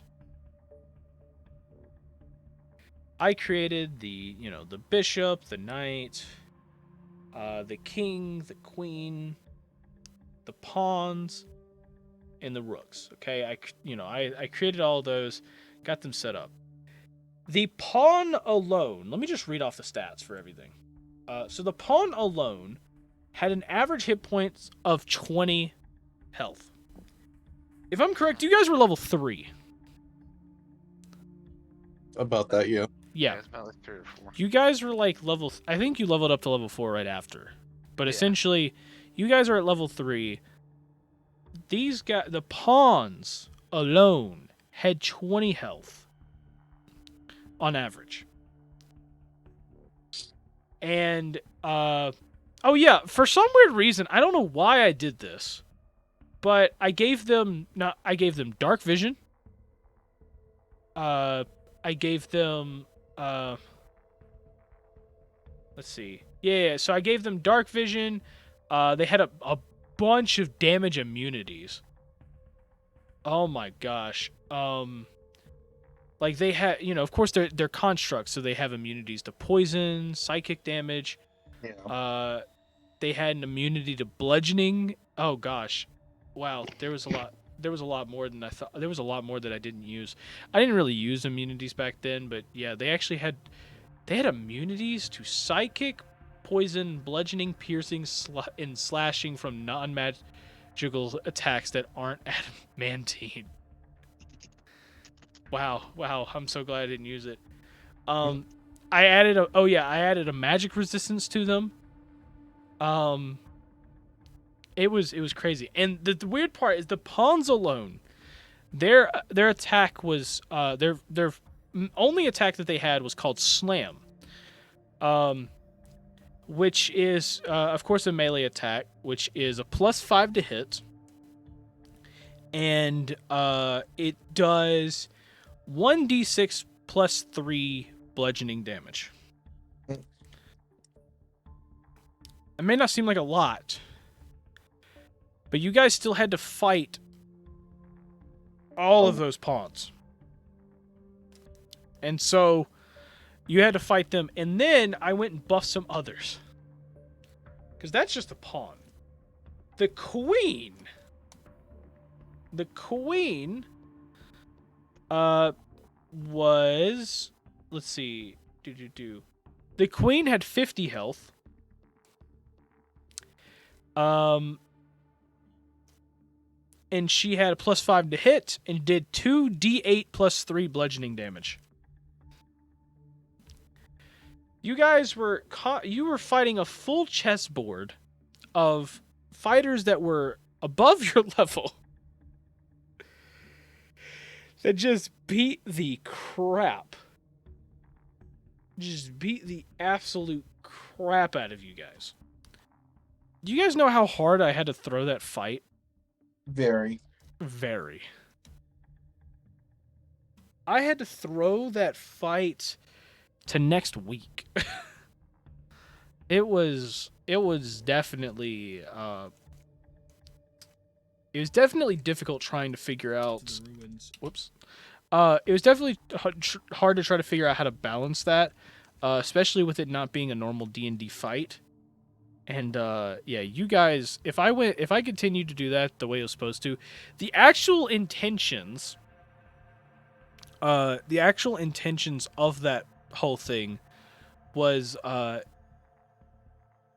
was the riddle? Let me pull up the riddle real quick. I want to see if I can remember.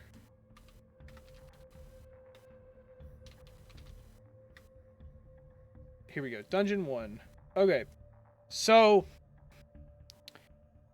I'm not sure if you guys got this. Did I give you a riddle in the chess one?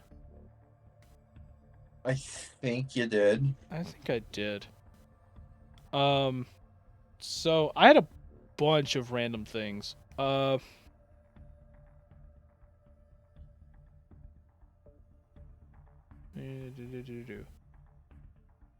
Yeah.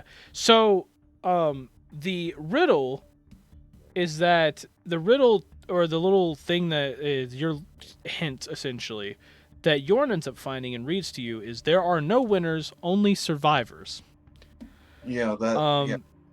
I said that what was supposed to say is in war there are no winners, only survivors. And that, because chess is like a game of war essentially. Mhm. And so I was trying to say that to you guys, and the entire thing, I put out descriptions of everything. The room's a chessboard. Yorn is in a water prison on the other side of the chamber, and the party's feet are frozen, and y'all are thrown into your respective starting positions, which you guys didn't get to decide that. I did based on who I wanted to mess with the most. And I put it down because the way. Let's see. Yeah, so I had to change it to a few things. So, I don't know if you guys know, but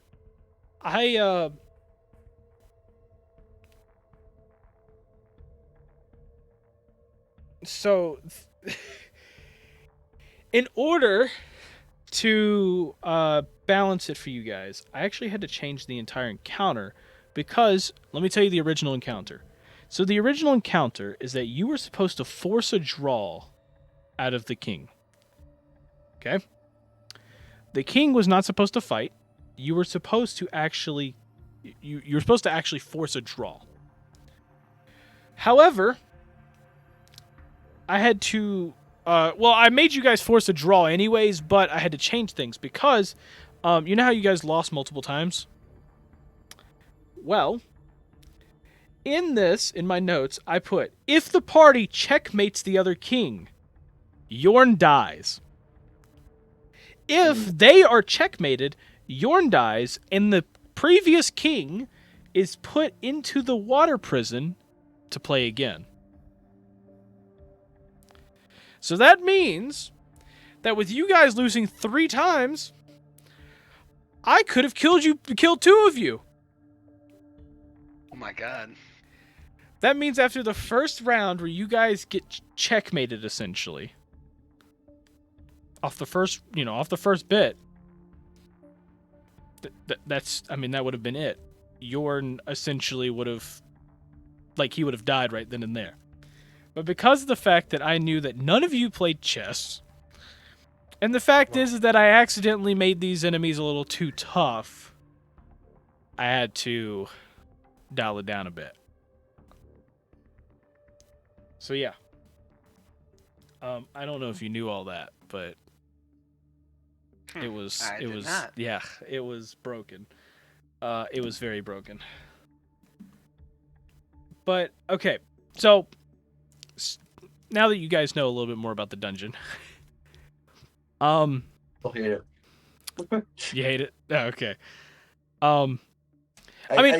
Overall, like when you guys went through the dungeon, like I hate it, but I also respect it.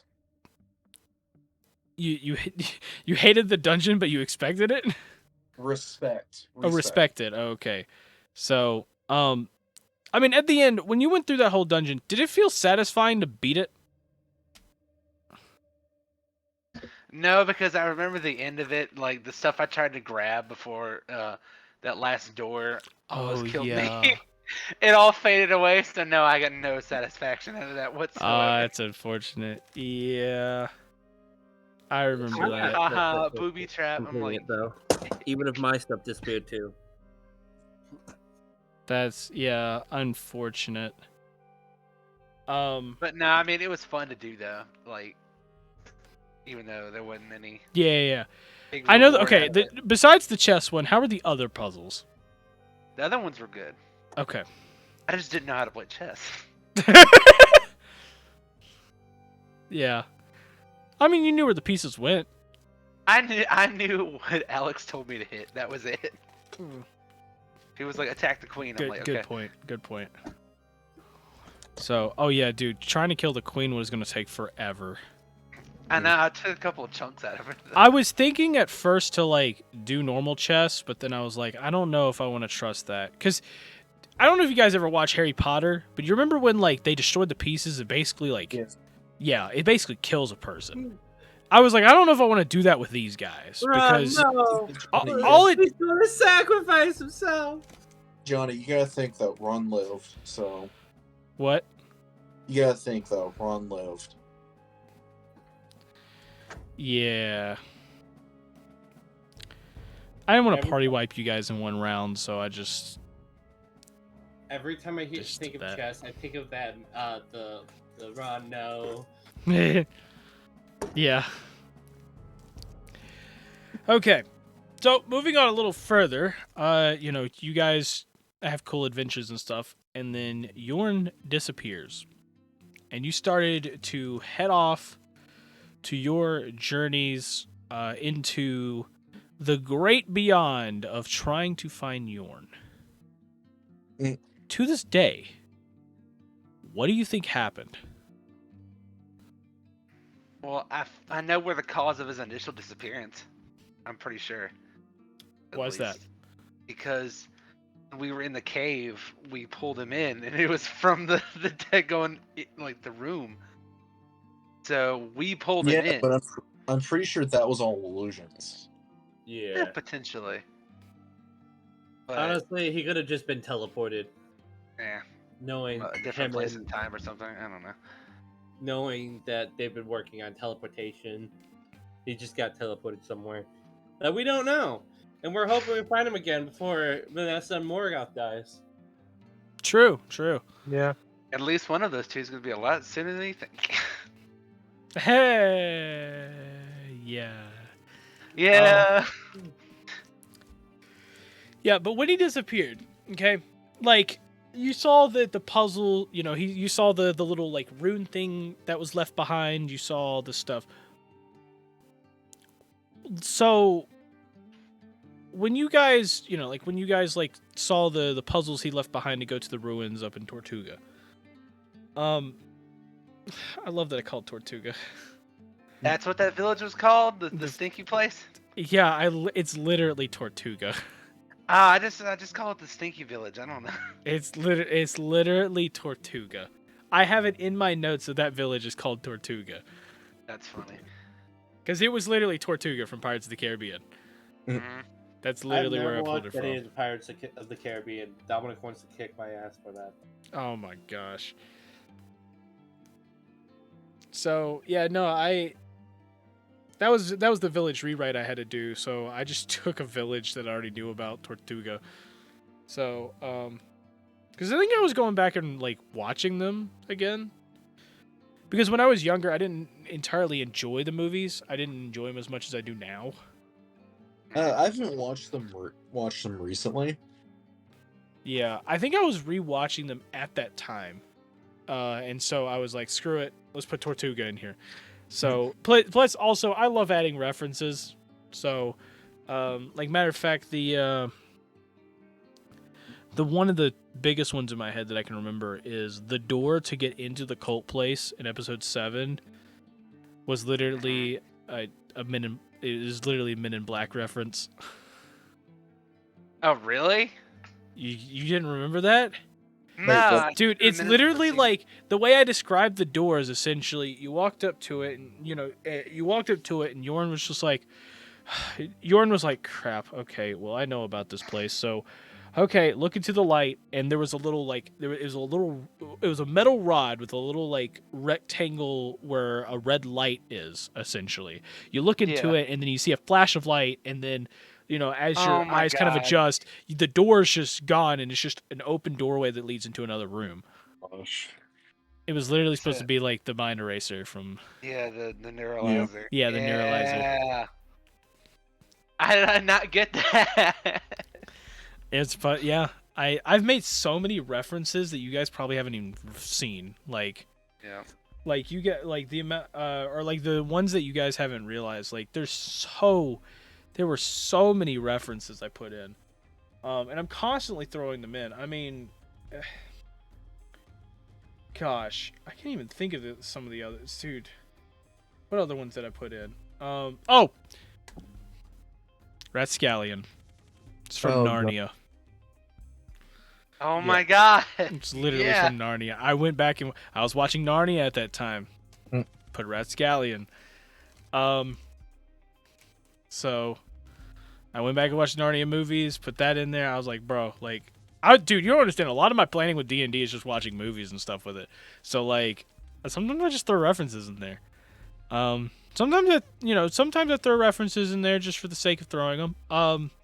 Another reference you guys probably didn't know.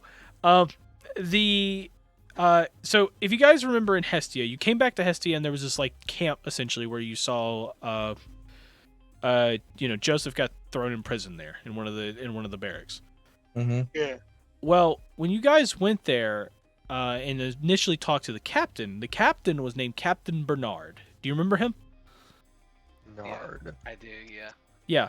Captain Bernard is actually a reference to a game that I love to play called Kingdom Come Deliverance. Oh my God, it is. I showed you guys me fighting Bernard in the training pit. He is the one that you mostly fight to level up your stuff and who actually teaches you like sword fighting and everything. Or teaches you how to fight in the game Kingdom Come Deliverance. And so I decided to put him into D&D. As I felt that, like as I was playing the game at that time, I felt that would have been a good place to put him. So yes, Captain Bernard is there. It is astounding how, like, it's astounding how many, like, references I throw in that you guys never catch. I think it's great. There's always these little Easter eggs that I keep planting just to see, like, who gets them. Yeah. So, 'Cause there's been a couple like references that like aren't characters and stuff that I've gotten, but never never when it's that subtle. I go into pure I've go to the smallest details for references. I'm like a Disney movie. Yeah, speaking of that, you remember when I started when we were talking about dwarves, right? And you said, "Oh, they're all kind of like grumpy." And I was like, "Well, I figured they'd have at least like 7 different personalities." Oh yeah. It was so bad. I know. I remember you saying that, so and I was mad at like, me. bro. I was like, man, what the heck? I was like, you were like, what the hell So, is wrong with you? oh yeah. So funny story. Uh-huh. I don't know if you guys got this reference either, but so you know how you went underground in the dwarf place and the dwarves are, all around, they're all, all of that. You know the company was named Dwarven Mining Company, right? Mm-hmm. Do you know why I named it that? No. Because at that time, Alex and I went to play Deep Rock Galactic. You said Dwarven Mining Company. I just immediately thought, oh my god, Deep Rock Galactic. Yeah, so I put dude, the amount of I put, Crazy Dave, Deep Rock Galactic, I put a bunch of stuff. At first I was actually going to call it Deep Rock Galactic. But then I was like, well, I don't want to like throw that in there cuz that would just seem weird. Deep Rock, fine. Yeah. So but I did a bunch of references there. I keep throwing them in there just in weird places. And it's all over the place. Yeah, it is literally all over the place with how I've got everything. So you be on the lookout for Easter eggs and stuff. Just be on the I lookout. definitely will now. Yeah. But with cool things I like to throw, with a lot of cool things I like to throw in there, such as Easter eggs and weird stories and stuff. We need to talk about one story that we did, and that is our side episode. Which one? The one in which you weren't there. So we did one episode on the side, which is part of it. I call them side stories. We only have one currently. I plan on trying to get another one this year sometime at least, maybe 2. And this Side is story? yes, this is the side story. Gordak and all them. Yes. Oh, the one shots. Oh, yeah, okay. where we did. Oh, we did 2 of those. We didn't post the second one. Remember? Yeah, because the second one got glitched. The second one got glitched. Yes. We did record 2 of them, but I didn't do the second one. We did. It's been so long, I forgot about that. Yeah, I really need. Honestly, I need to change the title of this. But essentially, if we jump over to it, we have the side story in which I created an intro. Alex, did I ever show you the intro to this? I think I did. I am not sure. I remember though, like you talking to me about like what you're gonna do because I couldn't. Because I wanted to make a new intro for like the side stories, and so I created. By the way, I don't know where it is. You did show me. You did show me. Yeah. I don't know where this is. I might have deleted it on accident, but I created this. Let me tell you a story. One of which you haven't heard before. And it all starts in the land of Galore. Now I can go on and on about how the party will go off and become great heroes. But today, I want to tell you a story of new beginnings. And it all starts with a simple hello. Hello, everybody, and welcome to eDIOCRACY, the show where a bunch of idiots that don't know how to play D&D sit down and play D&D. Today, I am joined once again by the boys. Hey. And so, Excitement. Yes. Dude, this was when he started doing the whole excitement, and I'm just like, bro, like. I love it so much. While we're talking about this episode, I kind of funny how our party just didn't even know about the Adventurers Guild, and here's these guys that going to the Adventurers Guild. And, like, they're going to the Adventurers Guild. Yeah, there's they found the guys find out there's an Adventurers Guild in Hestia, which is kind of funny. I still can't get the idea of the fact of like when the front of the book turns, like the words just go flying off the screen. Look, man. Okay, I only had a limited amount of time to animate that, and with the stock thing I found on YouTube, that's the best I can come up with. So just let it happen, okay? I just can't get that. Look, it's not my fault that whoever made that can't frame things correctly. Like, I'm just saying.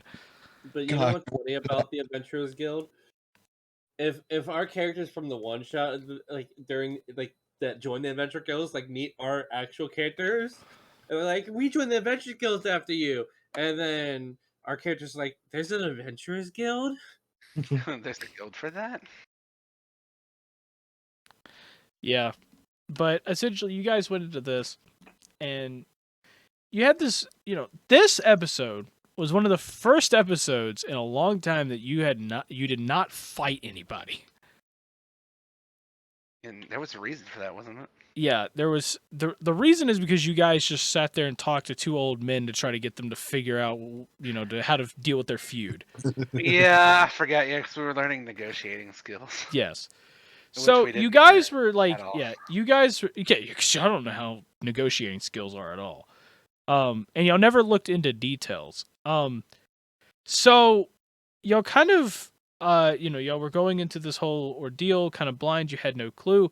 And one thing I want to note is during this episode, you got to the first old guy, and he told you, it's like, oh, this other guy, he he moved down the street and he's been sitting here, stealing all my customers, and he's a mean guy. He's very, very mean. And you guys immediately believed him and then jumped to the other guy. And then found out that they were all business partners. When you guys found the flip-flop, who do you think was like, once you started figuring out the whole story between them two, who do you think was more in the wrong? Both. I don't know. I feel like the fruit guy was definitely more like sleazy. The But- powder guy, yeah. Yeah, with the powder and stuff. But Yeah. So, to kind of sum it up for everyone who doesn't know, in this episode they find out that so there's two old guys that used to be business partners. One sold vegetables and the other one sells fruits. They used to be business partners and sold a bunch of vegetables and stuff, and essentially he is essentially like they made a stall together and they were chilling. The vegetable guy was a farmer. He went and got stuff, gave it to his business partner. His business partner didn't sell it. And he couldn't get it to sell it for a while, so he started getting this magic dust that he put on it, which made everything just look better, made it, more enticing to get. And he puts it, it's kind of like how when you go to the store, you see a little there's a little bit of like wax that's on fruit to make it look shinier. It's edible. It's just that it's on there to make it look a little bit fresher than what it really is. And so he was putting this stuff on there to kind of like, putting this magic dust on there to make it seem a little better. And his partner didn't know about it, and he didn't tell him because he knew that his partner would not like that, because he wants to give people like fresh, organic stuff. He doesn't want to start putting magic dust and everything on it. The other one started making a bunch of money, didn't tell him, and eventually when he found out, he got angry. And then they started talking about, the whole... They started talking about like who's going to get a bigger cut, or one of them wanted a bigger cut because he's doing like a bunch of work and using extra money to buy all this magic dust, and it was the whole conniption where they started arguing, and eventually they split up and they made their own stores, in which the vegetable guy doesn't have much of a, he kind of has an issue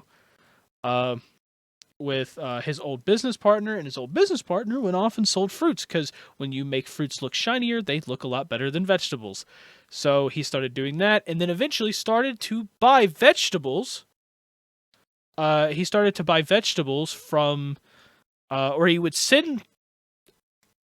I don't remember exactly that I said it, but essentially some traders would go buy vegetables from the first guy and sell it to the fruit guy, which the fruit guy would put vegetables up and sell it, which was driving away the vegetable guy's business, even though he was technically selling it to the market. But essentially, both of them, like they were kind of constantly having this feud with each other. Ironically, I made the whole story where they were actually working with each other again, just not directly.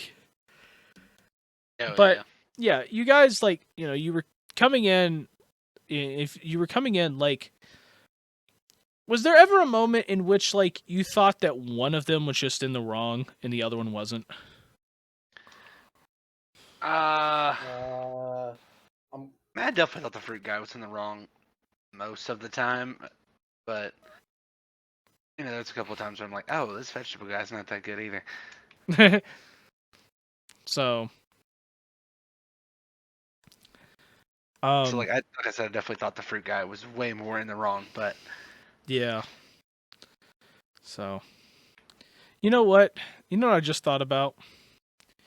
Maybe Waffles enjoyed working on the farm so much from this side episode that he just wanted a Rilo to experience it.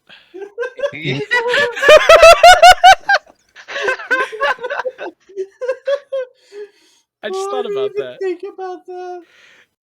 Maybe he enjoyed it so much. He was like, wow, working on the farm and there's a happy ending. You know what? Let's go do it again. Yes, yes. Waffles, do you have anything yes, to like a say haircut. Yes. Yeah. about- Sika. Yeah. No, he said God, I miss yes. Jessica. So that means it's true. He did enjoy it so much that I don't miss Jessica, mostly because I got so tired of all of you. Like every time you went to go say yes, it was just Jessica. Yes. And then of course, Waffles thinks that you're talking to Jessica, just like what? What? Even though he's the I'm one gonna that have to bring that suggested back. even though he's the one that suggested we said Jessica every time we said yes. Yeah. Oh man. That the side episodes were fun.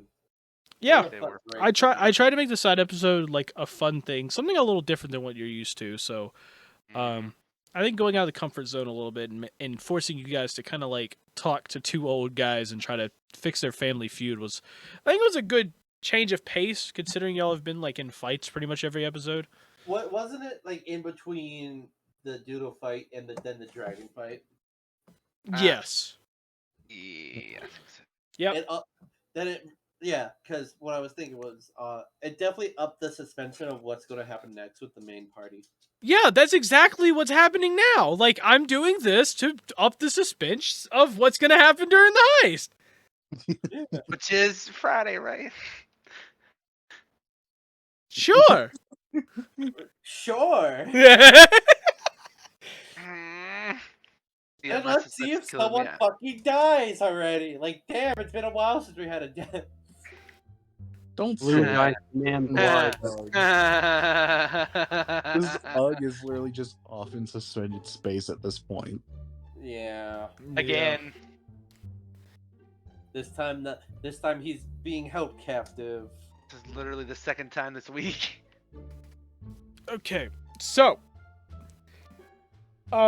just so you guys know, a lot of this, a lot of the things are, y'all know that all the stuff, a lot of stuff's planned on the channel, especially when we decide to bring in guest stars. For the people that have come in, with guest starring, we've had Junior, we've had Tim, and we've had Jafar. That's all we had, right? I remember my friend sat in on one Wait, episode. who'd you say Yeah, we had? Josh sat in, but Who'd you say we Junior, Tim, and Jafar. Yeah, I think that's it, because we've had Junior come in twice, and then we had Tim come in twice, and then we had Jafar once. Yeah. So, not saying the guests themselves, okay? But I worked with them and planned like these cool stories and stuff, and I was trying to figure it out. Tim gave me a lot more freedom, because he didn't really have much planned for his character. He had backstory planned for for the character, but he didn't have the story for like how he was going to deal with the party kind of planned out. But essentially, like when it came down to all of them, which character out of all of the guest stars have you guys enjoyed the most? Oh god. I like Jafar's character because it's Gene Jafar. Or it's just Jafar's it's really character- Jafar. Jafar's character is actually nice, like without any drawback. Yeah, Doodle. I like Doodle messed I up like too much for me Doodle to actually like his because Doodle. Yeah, I Doodle's like fun because he's Doodle. But then I also like Eduardo El Bardo for the meme. Oh All god. of them are good. 10 out of 10 would play D&D with them again. He literally got hit once, almost died, and then ran from the fight. Yeah. In all seriousness, though, we hope every one of them comes back to the show. Same. I absolutely do. Yep. It was it's actually absolutely fun. It's been a great time. It really has. So I was I was kind of thinking the other day. So with Doodle came back multiple times. And you've foiled his plans 3 times now, right? Yeah, because yeah, So you're right. I know this is off topic, but I just looked at like the recommended, and it's just idiocracy, how to beat idiocracy, idiocracy. Just a random video in the middle of Oh the yeah, I know. And it's funny because it's on the channel. It's recommending it to itself. It's weird. But I think it's because I've watched a bunch of the stuff on this channel, so it's just like recommending my own videos back to me. But It's a feedback loop. Yeah, but essentially, when it came down to like with all doodle stuff, you thwarted his plans multiple times. You could probably, I probably know the answer, but do you guys think he's gonna come back? Doodle? Yes. Yes. Yeah. Okay. Oh yeah. Okay. When it See- came down to it, though, Here's the thing, though. I feel like Doodle's gonna come back, but like, he's gonna want his longsword, but we're not gonna have his longsword. the rapier. Hey, it's right here. Yeah. So, when it came down Wait. to it, though, and you guys when Tim showed up the last time, did you just expect a boss fight? Kind of. I expected, Yeah. but I expected fight, but maybe not Honestly, that I hard of a fight. know what to Because expect. I didn't see the one shot. Like I wasn't expecting the boss fight because I didn't see the episode with Doodle at the time. And then I Got see it. Tim returning. I'm like, oh, so he was in the one shot. Yeah, he was in the, Yeah. he was in the Probably the main thing I thought of was the Grand Theft Auto meme where it's just like, oh shit, here we go again. Yeah, that's literally that was Morgeth's entire reaction. Yeah, it was here we go again. it was pretty cool. So, during that fight with Doodle, where you had the fight that he was trying to summon a dragon. Oh, so, God. during that fight, it took so long. I understand that. Do you guys feel that was a balanced fight? Yes, I'm gonna say It yes. was balanced, but we're all idiots. So, Okay. Yeah. So, yeah, when you were in that fight, did you guys expect anyone to die? Potentially, yes. Okay. I mean, with our antics, yeah. Okay. Yes. Oh yeah, no. Most So, definitely with our die or something bad. funny story. And this is something that happens every once in a while because, there's nothing wrong with it. But every once in a while, especially when guest stars come on, I have to change their stats. Because of the fact that there were, there were a bunch of you. And the fact is that I underestimated you guys. I had to buff Doodle almost every turn that fight. Are you serious? Yes. I had to buff him almost every turn. Well, when he comes back, and it wasn't like the fact I was upping his health. I wasn't upping his damage or health or anything. What I was doing is I was making so the first couple rounds that pulsating first off, when that thing pulses, it doesn't hurt Doodle. So y'all could probably figure that part out. It's part of his boss fight. There's no point to let it hurt him. Well, so that thing didn't hurt Doodle. Well, the problem is that you guys were killing him so fast that I made it where when that thing pulses, it heals Doodle. So I was trying to encourage you guys to go around and start destroying a bunch of stuff and all of that. Well, which we didn't do to the very end. Yeah. Another thing, when you were in the Doodle fight and he was using those the 4 pads in the corners of the room to try to to try to go into ghost form. You guys had a lot of options to deal with.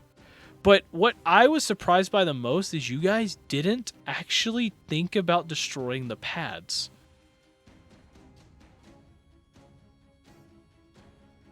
Yeah. Listen, we're stupid. So, do you guys know what would have happened? All you had to do was destroy the pads, and you would have won. Johnny told me exactly what would have happened to Doodle if we just Yeah. destroyed the. So, if you guys would have destroyed those pads, you know, Doodle created them so he could jump in and out of the ghost form at free will. If you destroyed the pads while he was in ghost form, and by the way, the pads didn't even have that much health. It was like 10 health. If you would have destroyed all 4 pads, it would have destroyed his link to the to the actual world itself, and it would have sent him to the ethereal plane. But then Are you serious? Then we wouldn't have to worry about him coming back. And where's the fun in that? I mean, there's a lot of fun in that, but There's a lot of fun in that, but yeah, no, you literally didn't even have to fight him. You just had to run around and destroy the 4 pads. I like fighting him more. So, it was it was kind of funny doing that because as I was doing that, I was like, heck yeah, you know. I had to buff him a bunch though throughout the fight. It was like almost every turn I had to buff him because you guys were dude, in 2 turns you guys almost killed him. That's nuts. It was nuts. And what's bad is you guys were level 5, I think, at that time. I made him level 8. Wow. And just hope for the best. So, yeah. So next time we're fighting him, he's gonna be even more powerful. It's gonna be crazy. So, after that I started overestimating you guys.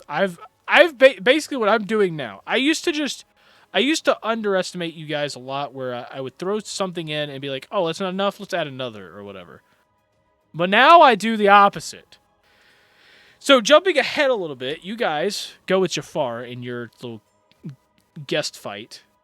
When you start to fight the water elemental underwater. First off, I want to say I want to say a few things. Number 1, Ugh.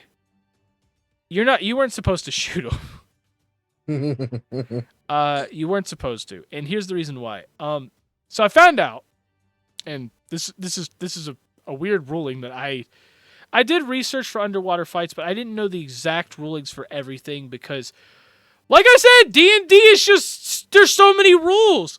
There's so many rules that when you try to look up one rule, you get hit with like 50 others. And you can't find anything. So I was trying to find the ranged rule for a while, like how ranged weapons would deal underwater, because, apparently, the way it works is that when you shoot into the water or underwater, the weapons, their ranges get completely changed, where firing up to... So normally, when you fire up to the normal amount, unless somebody's within 5 feet of you, if you fire up to the normal amount of to the normal amount of range that it has. So for like a short bow, I think it's like 120 feet, and then the second one's like 300 or something.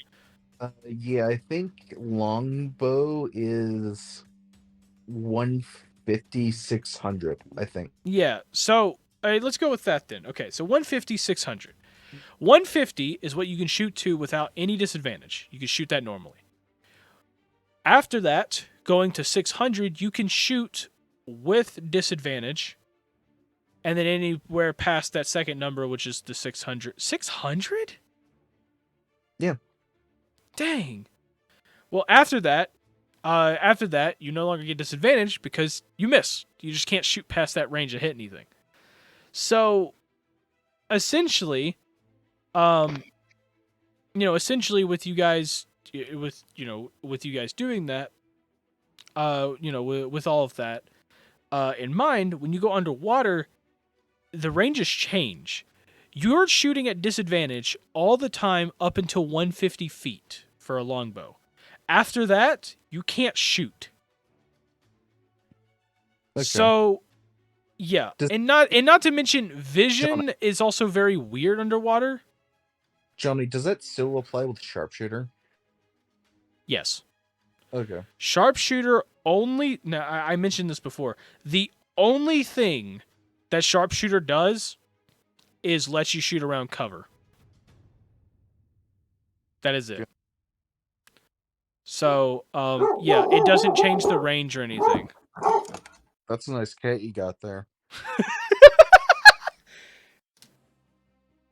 But yeah, so technically, with how they were underwater and everything, like the way I had it all set up, you weren't supposed to be able to shoot into the water and hit any of them. You weren't even supposed to really see them underwater because they were really far, and yeah, you weren't supposed to see them. But I let you do it. Next time, I probably won't do that. I just wanted to point that out because I didn't know that was a ruling. I found that out later. But like, as y'all got into the fight and started fighting everything, y'all, you met the water elemental. Couple things, couple things that with that. Number one, when you guys, when you end up, who I think it was Morgeth, touched the water like draft that was going around the ship. I think so, yeah. Yeah, so when you touched it and it like stopped and then formed as an elemental in front of you, what was your initial reaction? What'd you think? Like, I mean, it's like usual. It's like, oh shit. Yeah. So, funny enough, you guys took a long time on that fight. A long time. Yeah. So you guys, you started doing a bunch of things, you started fighting, and you took an extremely long time.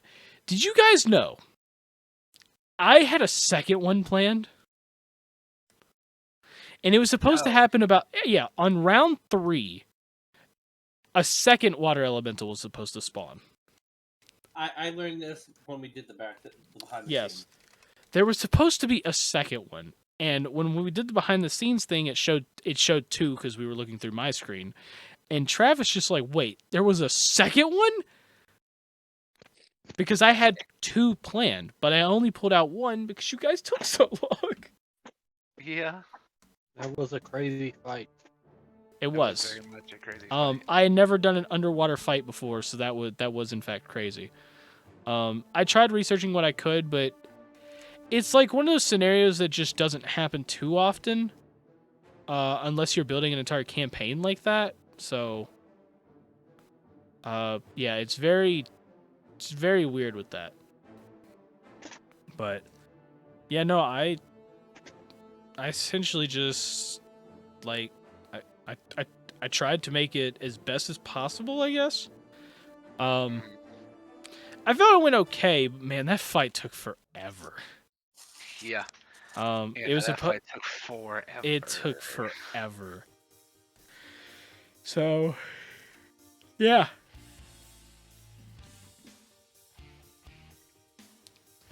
But yeah. I don't think you guys understand how far the water elemental could swim. So, do you want to know how fast that thing was? How fast was that thing? It could swim 90 feet per turn. Oh my god. Regularly. Not counting a dash. It could dash up to 180 feet. In the water. Yeah. No one is safe at that point. Its swim speed was insane. So I love the part where like Jafar ended up swimming away, like he was going to get away from it. I'm just like, yeah, joke's on you, and just had it just shoo right next to him. Yeah. So yeah, it was definitely like crazy trying to go through all that and figure that out. But I mean, y'all beat it. At the end of the day, y'all did. So yeah, we did it. But oh man, I know y'all told me before. I know y'all enjoyed Jafar's thing. Did you guys like the whole? Which one? Like out of the 2 types of guest stars, do you like the ones where you kind of have a little bit of a fight with the person, kind of like with Doodle, where he's kind of nice at first and he just goes, "Ha ha! I've got you," or Do you like the or did you enjoy the whole like having like almost like another companion, like another player joining you for the day? I like the Both are second one fun. because Kind of hard to say. because it's almost Okay. like a breath of fresh air that not everyone's trying to kill us. Yeah. Yeah, Yeah. I'd have to agree with that. Okay. So But you're I so like both. I just prefer. you're so used to people trying to kill you that you're just like, oh man, I love it when we don't have that. That's why Vanessa was paranoid the whole fucking time about Jafar tricking them. Yeah. He was named Jafar. He was. Yeah, that is true. Well, I'm glad. I'm glad you guys. Glad you guys felt that way because the entire time, I actually, at first I was like, "Hey, Jafar, what if we like made you turn on them?" And he's like, "No, no, no, I don't want to do that." I'm like, "Why?" And he goes, "I want to be friends with them." And I'm like, "Okay." And so yeah, Okay. yeah. So, we had some good times with it. It was great. We did a lot of planning for that episode though. Speaking of that, though, did who suggested Doodle to turn on the party? Was it you or Tim? I think the original idea was from Tim. So actually, well, no, I think what happened is I wanted him to be like a big bad evil guy. I wanted him to be someone you had to fight. For the bonus episode. Well, because the thing is, the whole purpose of the episode was to have Morgeth trail some guy who ended up in the bottom area, in which they would fight Doodle.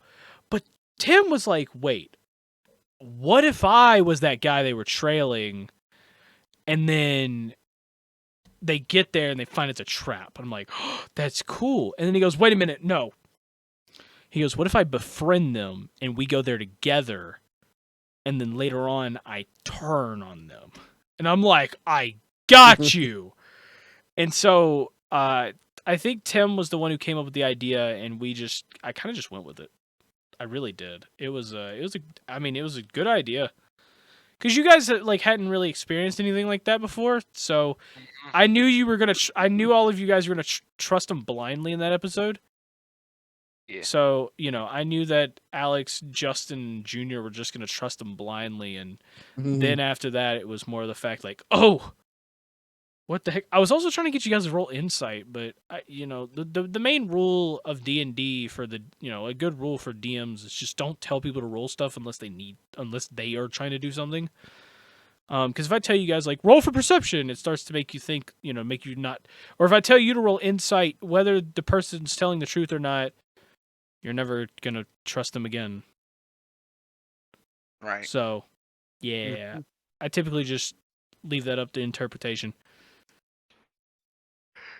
So, yeah, yeah, it's a lot of fun. Coming up with all this stuff, trying to figure that out, and we got Jafar hooked. Good job, guys. It's a good thing. When we get The amount of sessions Jafar wants to come, Jafar has been wanting to come back for a while. So literally the next episode right after he did it, he was like, "I want to come back." I'm like, "You're not coming back right now." And he goes, "Why?" I'm like, "Because I have other story arcs I got to do. We'll talk about you coming back at some point." He goes, "I want to come back." So yeah, we got Jafar hooked on D&D. He won't play it. He's not going to play it on his channel by he's not going to try to get a group and do all that. But he adored playing with us. So good job, guys. Good job. Yeah. That was the plan. That was playing. Good job. Heck Woo! yeah! Oh, let's go. Um, But when we get to the city to try to turn in the little parchment, that's when I feel like you should come back. yeah, we got a bunch of stuff to do, but yep. Okay, well,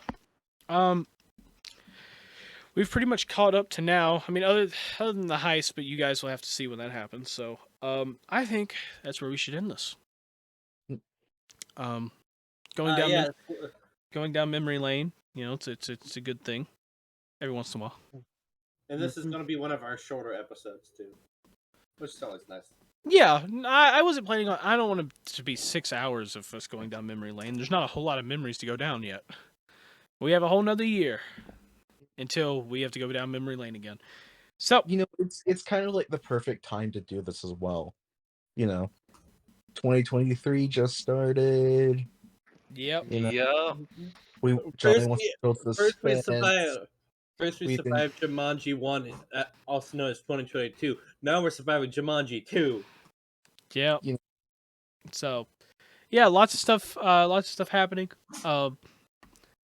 But suspense, and then that is where we're gonna end this. Real quick, I want to thank all of you guys for joining.